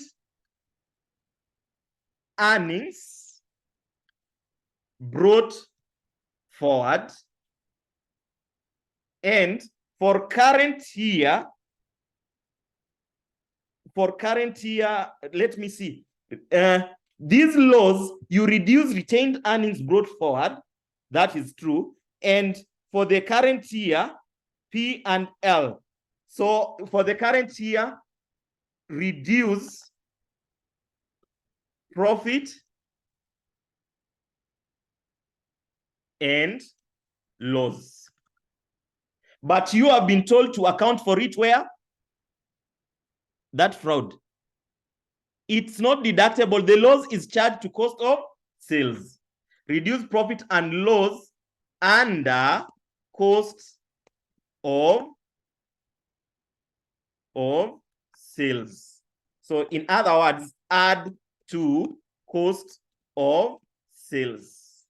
That is what that means. Add to cost of sales. And then finally, because they were receivables, reduce receivables, trade receivables by the total amount. Receivables by the total. By the total. Because this fraud was on receivables. So 6,000. So reduce trade receivables by 6,000. Can I just go and account for that, because I may also forget? What is trade receivables? Trade receivables, where is it? Trade receivables is 11,200. You can see 11,200. So I'll have 11,200. So trade receivables. Trade receivables is therefore equals to 11,200. That is from the TB, minus 6,000. So that gives you 11,200 minus 11,200 minus 6,000. So that gives us 5,200. That was working 6. Working 6, trade receivables, working 6, 5,200. Working 6. Okay. Now, cost of sales is to be affected. So next, working 7. We are, okay, working 7. The balance on current tax. So we are in this point here. So this is now. Remember, if you remember what we covered in the morning, let me just talk of income tax. Working 7, income tax, so that everyone understands. Income tax. Remember, we said you take estimate of the year, estimate of the year, you less over estimation, estimation of previous year,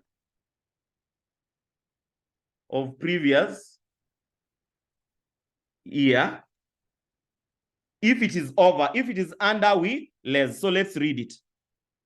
The balance on the current tax represents under or over provision of tax liability for the year ended 30th September. It's supposed to be 2021. So let's come to balance on current tax. So what is current tax? Current tax is 200. We said if it is on the credit side, it is over. If it is on the debit side, it's under. So it is 200.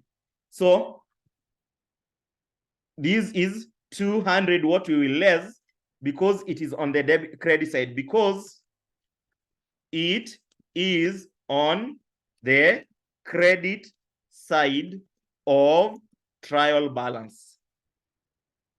So we less because it's on the credit side of trial balance. So let's continue.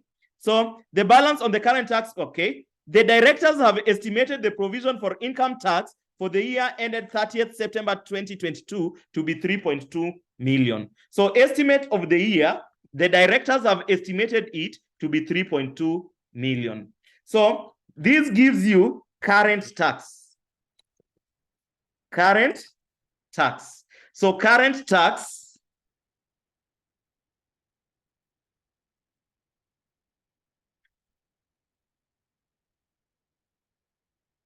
okay, let me just call it income tax, which is the best way to call it. Income tax current. Income tax, but the current value. So income tax current value is 32 minus 200. So that gives you 3,000.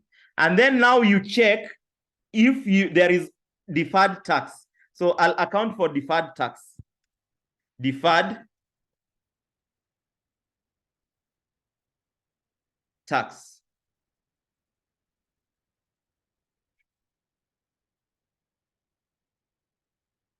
Now, we check what is the deferred tax in the trial balance. What is the deferred tax in the trial balance? Were we given? Yes, deferred tax in the trial balance, and you have clearly been told this is deferred tax. Okay, I know we are used to this, so let me put what we are used to. So we have period. We have carrying amount.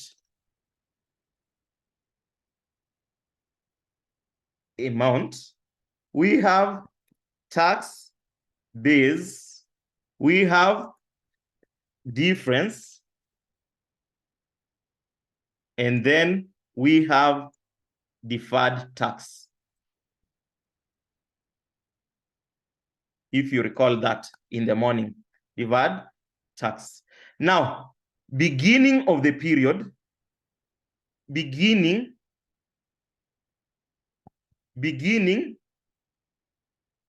of the period is given in the trial balance. Beginning of the period deferred tax. So deferred tax in the beginning of the period is in the trial balance. It is 2,300. 2,300. Deferred tax, 2,300. Let me explain something here. This is given, provided in trial balance. Beginning of the period. Now, end of the period, that is year one now. End of the period is the 30th September 2022. Beginning of the period is 1st October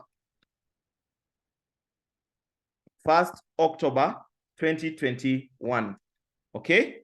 So end of the period, what is end of the period? This one was not given. So here we were being told, as at 30th September 22, the carrying amount of advertisers' net assets, carrying amount, were 13 million in excess of their tax base. So you have been given carrying amount in excess of tax base. Carrying amount in excess of the tax base. So here, it is given the difference in excess. So you have already been given that amount. So what do? In this case, you get 30% times the 13. It gives you 3,900. 30% times the difference. I'm just putting there so that you difference. So it gives you, so is there an increase or a decrease? Can you type for me in the chat?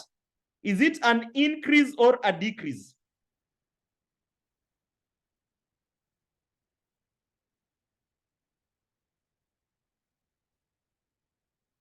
An increase or a decrease? Type for me in the chat, increase. So it's an increase. If it is an increase, we said if it is an increase, it increases the deferred tax. It increases the income tax. So add increase in deferred tax below. So increase in deferred tax is 1,600.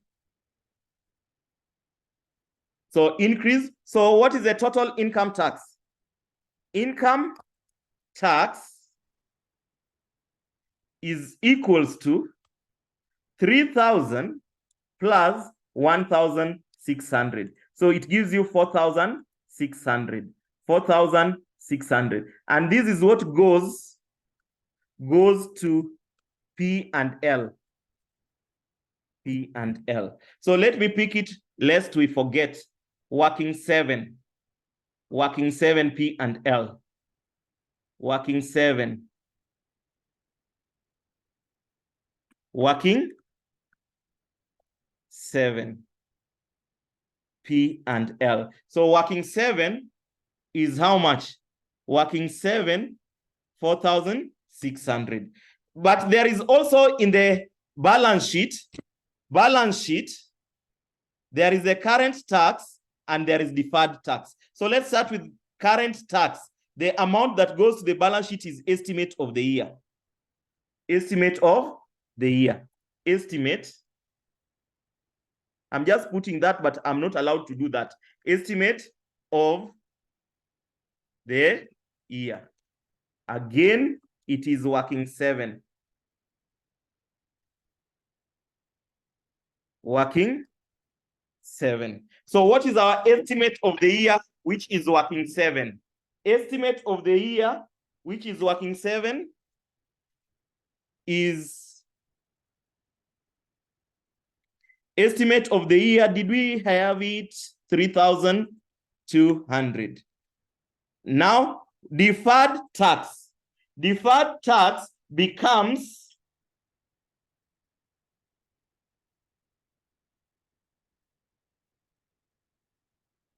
I'm checking the deferred tax.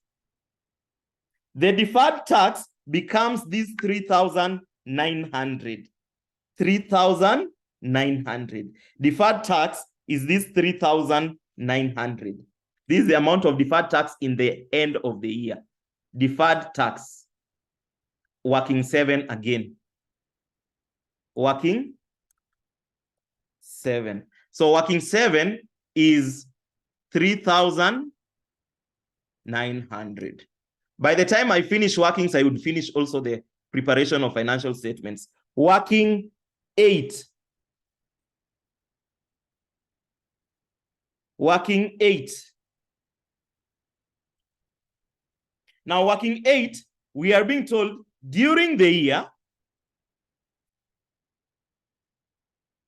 I believe it's our last working, but there is a finance cost we have not calculated. So during the year, I'm in this last point here.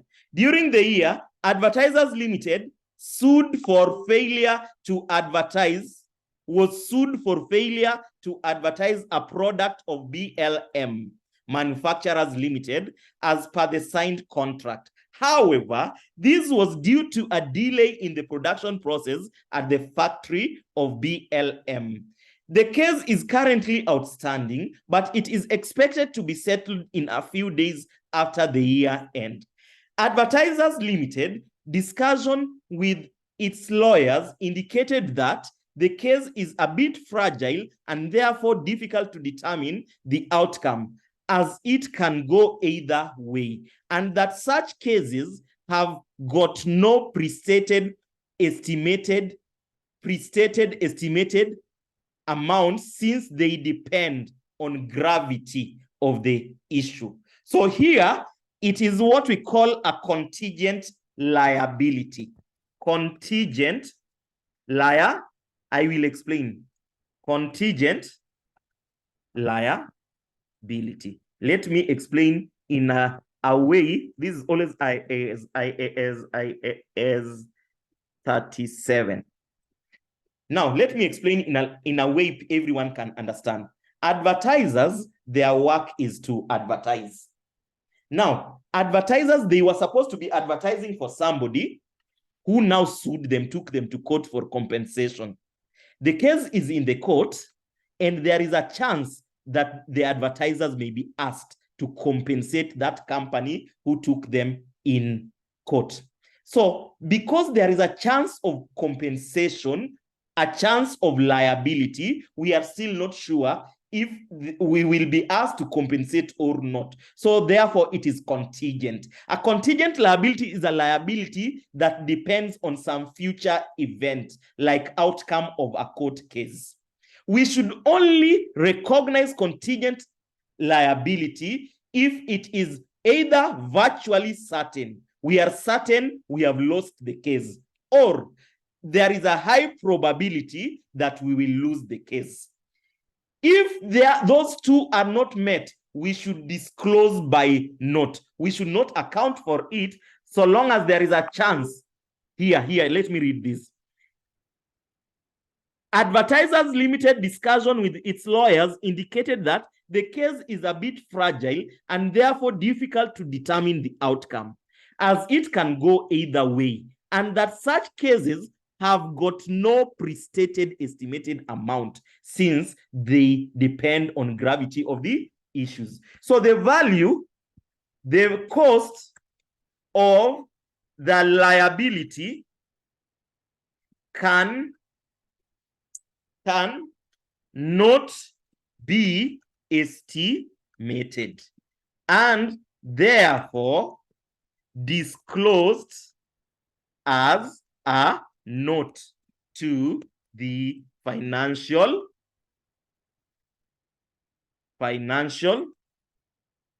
statements and not recognized. And not recognized. Let me see if there is any other liability, and then we wind up. I hope I've not left out anything. We are finished with all workings, but I saw there is some loan we have not accounted for. There is this 8% interest on loan. Yeah, here. Can we see this? Interest on convertible loan notes, 85. So here there is a chance of accrued interest. Convertible loan note interest. Convertible loan notes interest. Working 9. Working 9. Convertible loan note. So convertible loan notes interest. I think it's one of our last working. Maybe convertible loan notes.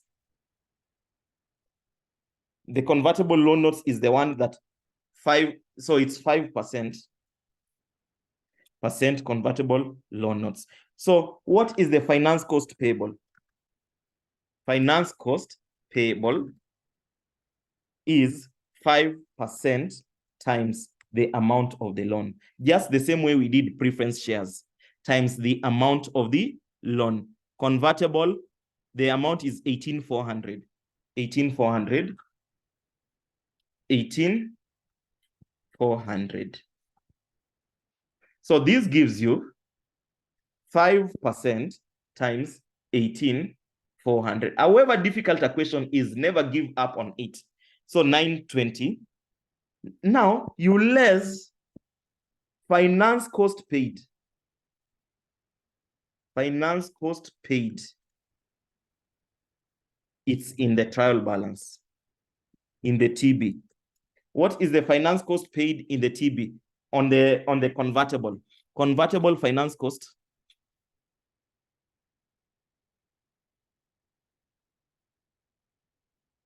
Convertible finance cost. I'm looking for convertible. Can somebody see the interest paid? I had read it. That's why, yeah, here. Interest on convertible loan notes is 85. 85. Convertible loan notes is 85. So it is 80. These guys did not pay a lot. So here, so what is accrued finance costs? Accrued finance costs. So accrued finance costs is equals to 920 minus 85.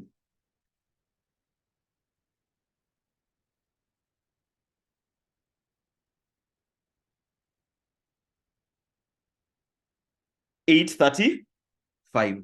835. Now, working 10, which is my last working, there was also the 8% loan notes. 8% loan notes. I forgot about it also. 8% loan notes. 8% loan notes, finance cost payable, finance cost payable was 8% times the amount of the loan.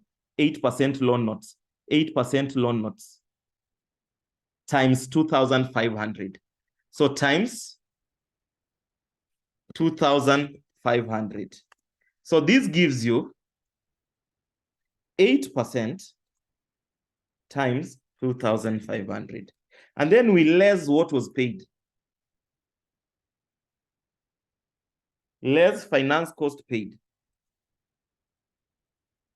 Finance cost paid for the 8% loan notes. What is the finance cost paid for the 8% loan notes? So are we having it? Here, loan note here, loan note interest, 110. 110. 110. So, which means there is accrued finance cost. So this minus that. So we need to calculate, therefore, the total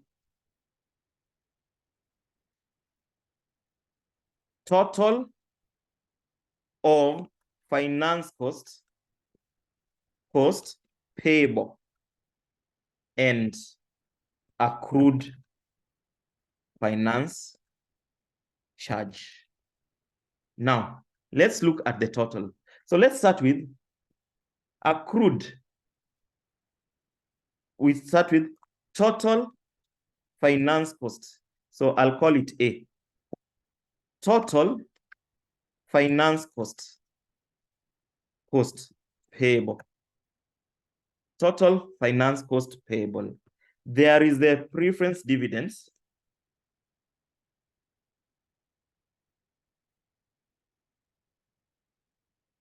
Working. Where was the preference dividends? We did it long time ago. I've forgotten. Preference dividends. If anybody sees preference dividends, yeah, here. If you remember this, working for, it is 180. 180, working for. Working for. Working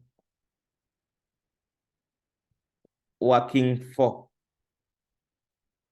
which is 180. Let me quickly go to 180.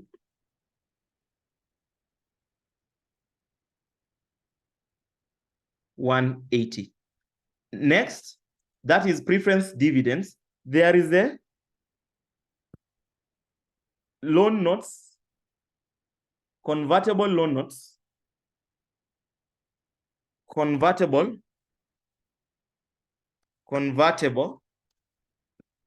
loan, working 9. I'm trying to calculate the total interest. Working 9. And then there is 8% loan notes. 8% loan note is 8% loan note is 200. So the total is 180 plus 920 plus 200. It gives you 1,300. So 1,300 is the total finance costs. Total finance cost.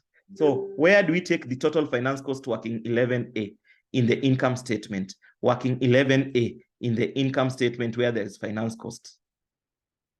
Working 11A, finance cost total.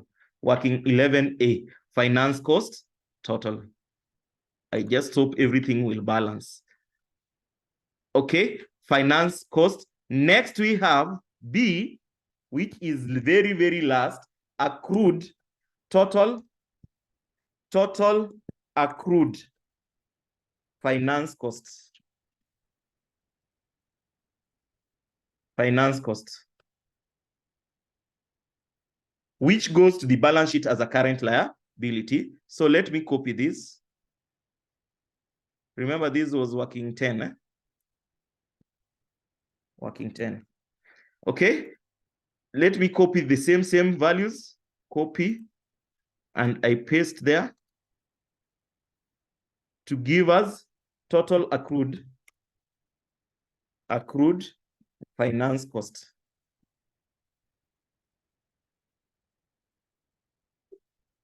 So total accrued finance cost, working 4 accrued is 30. Working 9 accrued is 835. Working 10 accrued is 90. So the total is 30 plus 835 plus 90. Anything with a beginning has an end. We have finished the workings. Now, explanation is what was taking time because I wanted you to note standards in details. So, current accrued finance working 11B. So, what is accrued finance charge working 11B? Okay, so with this, we can know the current liability. This plus that plus that plus that gives us the current liability. So we already have, now I'm summarizing as we, non-current liability is 3,000 plus 18,000 plus 2,500 plus 3,900. It gives us 27,800. Equity, oh, we have not got equity. Oh, because we had not, okay. Current assets, let's finish with what we have. Current assets is equals to 22 plus 52. It gives you that. So what is missing for us to complete the question is these two. There is the PPE, there is the intangible assets. So intangible assets, we had already done it. Intangible assets, I saw it somewhere here, 6,000. You can see this 6,000. That is working 3D, working 3D. Here, where is it? Working 3D. So this gives you, we have finished most of the workings, working 3D. The brand is that. Next, we have investments. Investments, where did we have investments? Investment is working 3C. Working 3C. The investment as at the end. This one goes to statement of financial position as non-current asset. So working 3C. Working 3C. Working 3C. I'm just posting the answers so that we finish. Working 3C. This is the time you pray everything balances. So working 3C. That is at the end. It is that. Next, we have, I've posted it in the wrong place.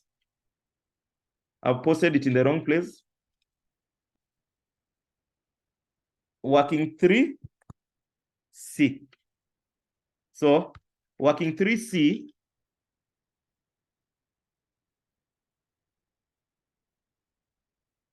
$8,400. Okay. Next we have PPE. So PPE, let's be attentive because it's the last one. So PPE, anywhere where there is anything item of PPE. So non-current assets, value of freehold property. So you can see revaluation of non-current assets. There was this is working 3. So the total here is that plus that. 18,600 is working 3B. 18,600 plus property plus plant and equipment. Plant and equipment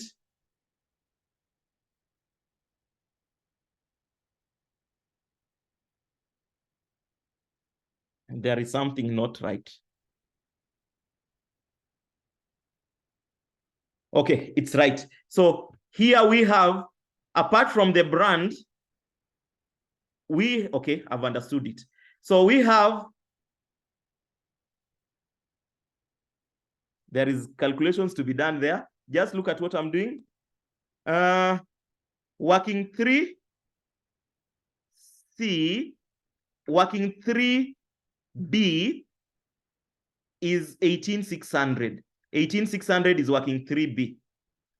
18,600, it is working 3B, revaluation, plus working 3D, 9175, 34, and 880. 9175, 9175 for PPE plus computers. Computers is 3,400 and motor vehicle is 880. 3,400 and 880. 3,400. Where is it?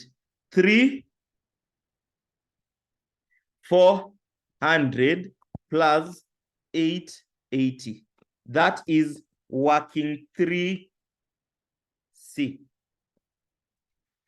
Let me confirm it's working 3C. No, working 3D. Working 3D. We are done. So what will that give you? It will give you 18,600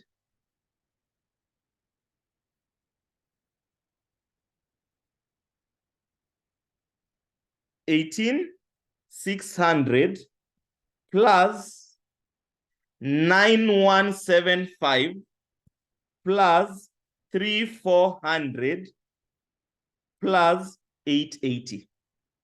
So it gives you that. So our total non-current assets are 46,455. And our total asset, therefore, is that plus that. So we have that value. And we have that value. We are done. So that gives you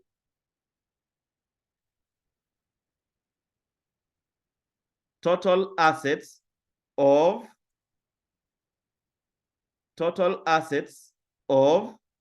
53,905. 53,905. 53,905. So adjusted profit here. So the profit that we are adjusting here, there was an adjustment to be made in the profits of the previous period. Adjustment in the profits of the previous period. Adjustment in the profits of the previous period here. Reduced retained earnings brought forward here. Working 6, 2,500. Working 6, 2,500.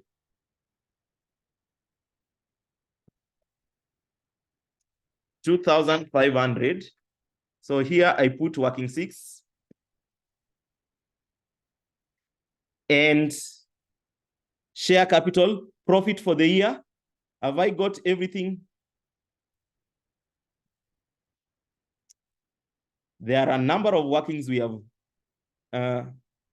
Profit for the year, we still don't have it. Ordinary dividends. Dividends, we said, ordinary dividends paid. I saw dividends paid here. Dividends paid 8,900. 8,900. Dividends paid 8,900. 8,900. So what is remaining is profit for the year. Profit for the year. Profit for the year. So in order to get profit for the year, we'll need to get the cost of sales. Cost of sales. So we need to get cost of sales. Which cost of sales? We all know the formula is opening inventory. You add purchases. Add purchases. What else? You less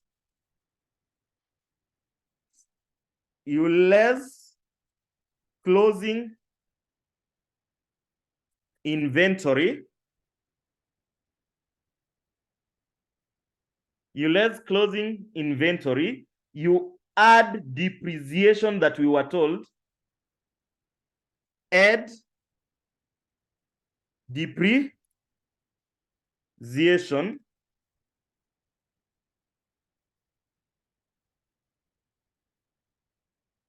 And then you add loss through fraud. Loss through fraud.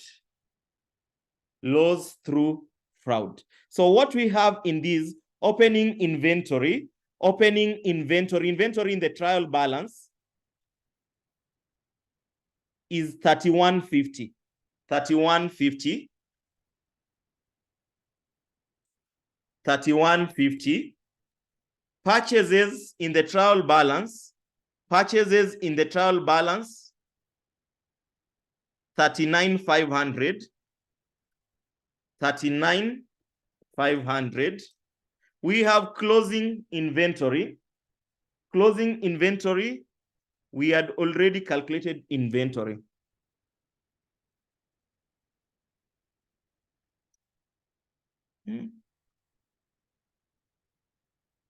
Closing inventory is that working two. Working two. Okay, depreciation. Depreciation. Depreciation, the ones that go to cost of sales. These ones, the depreciations that go to cost of sales. So the depreciations working 3A.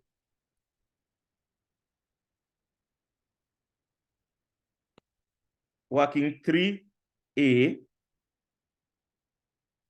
Working 3A.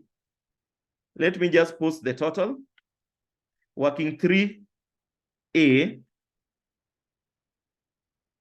1375 plus 1800 plus 220 plus 440. So it gives you 38.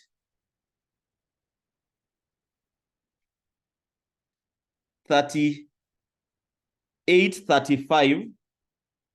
Okay, 3835.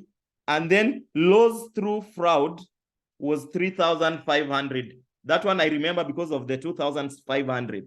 6,000, where there was 6,000 here. Working 6. Working 6. Working 6. We are done with the cost of sales. So what is the total cost of sales? The total cost of sales is, oh, we cannot get total like that.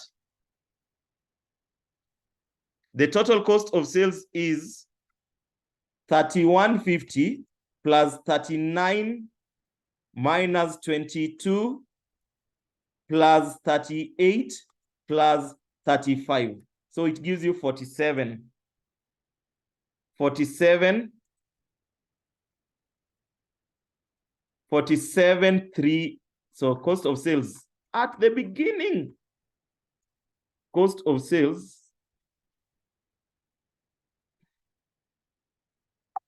working 12. So this is working 12. So what is our gross profit? Our gross profit is 68 minus 47. It gives you 21,130. And then we have administrative expenses. Administrative expenses, was there anything we were to add? Administrative expenses, administration costs are 8540. 8540, was there anything else? Yes, charge to administration. 8540 plus working 3A 1000. 1000. 8540.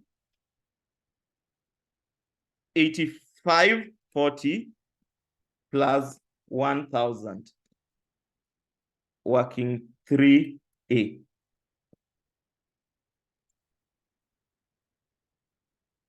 So that gives you 8540 plus 1000. 8540 plus 1000. That gives you administration. Administration, and finally distribution. Distribution is 5650. 5650. Wow, finally. So there was no working there. So what is our operating profit? Our operating profit is, I've finished that. Our operating profit is gross profit less administration less distribution to give you operating profit. Profit before interest and tax is 59 less finance costs. Add fair value. Is it less? Loss we less. We less the loss. We less the loss. We add investment income. 4,700. Remember, these we less. It's a loss. That's why we less. Now, what is profit for the year? Profit for the year is 4,700 minus 4,600, which gives us. So what is the total here? We have 100 plus 50, 40. 100 plus 50, 40. 100 plus 50, 40. So finally, 100 plus 50, 40. So we go to equity and do the additions and we finish. Now, revaluation, you can see here working 3B. So you can see revaluation. Okay. Did we add revaluation? Yeah, we did not include revaluation. Revaluation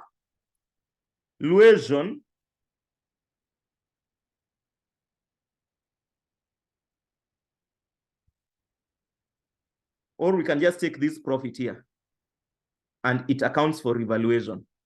Revaluation, if we account for it there,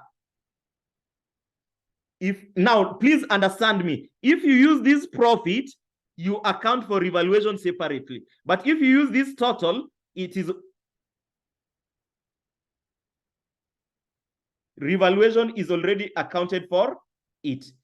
So that means we have finished everything. It will balance. I'm seeing my internet has gone off, but it's just 1 minute and we have finished. So which means in this case, it will now balance. I'm in a position to balance this question. So I just get the totals and then it will balance. I think we can stop there because my internet is gone.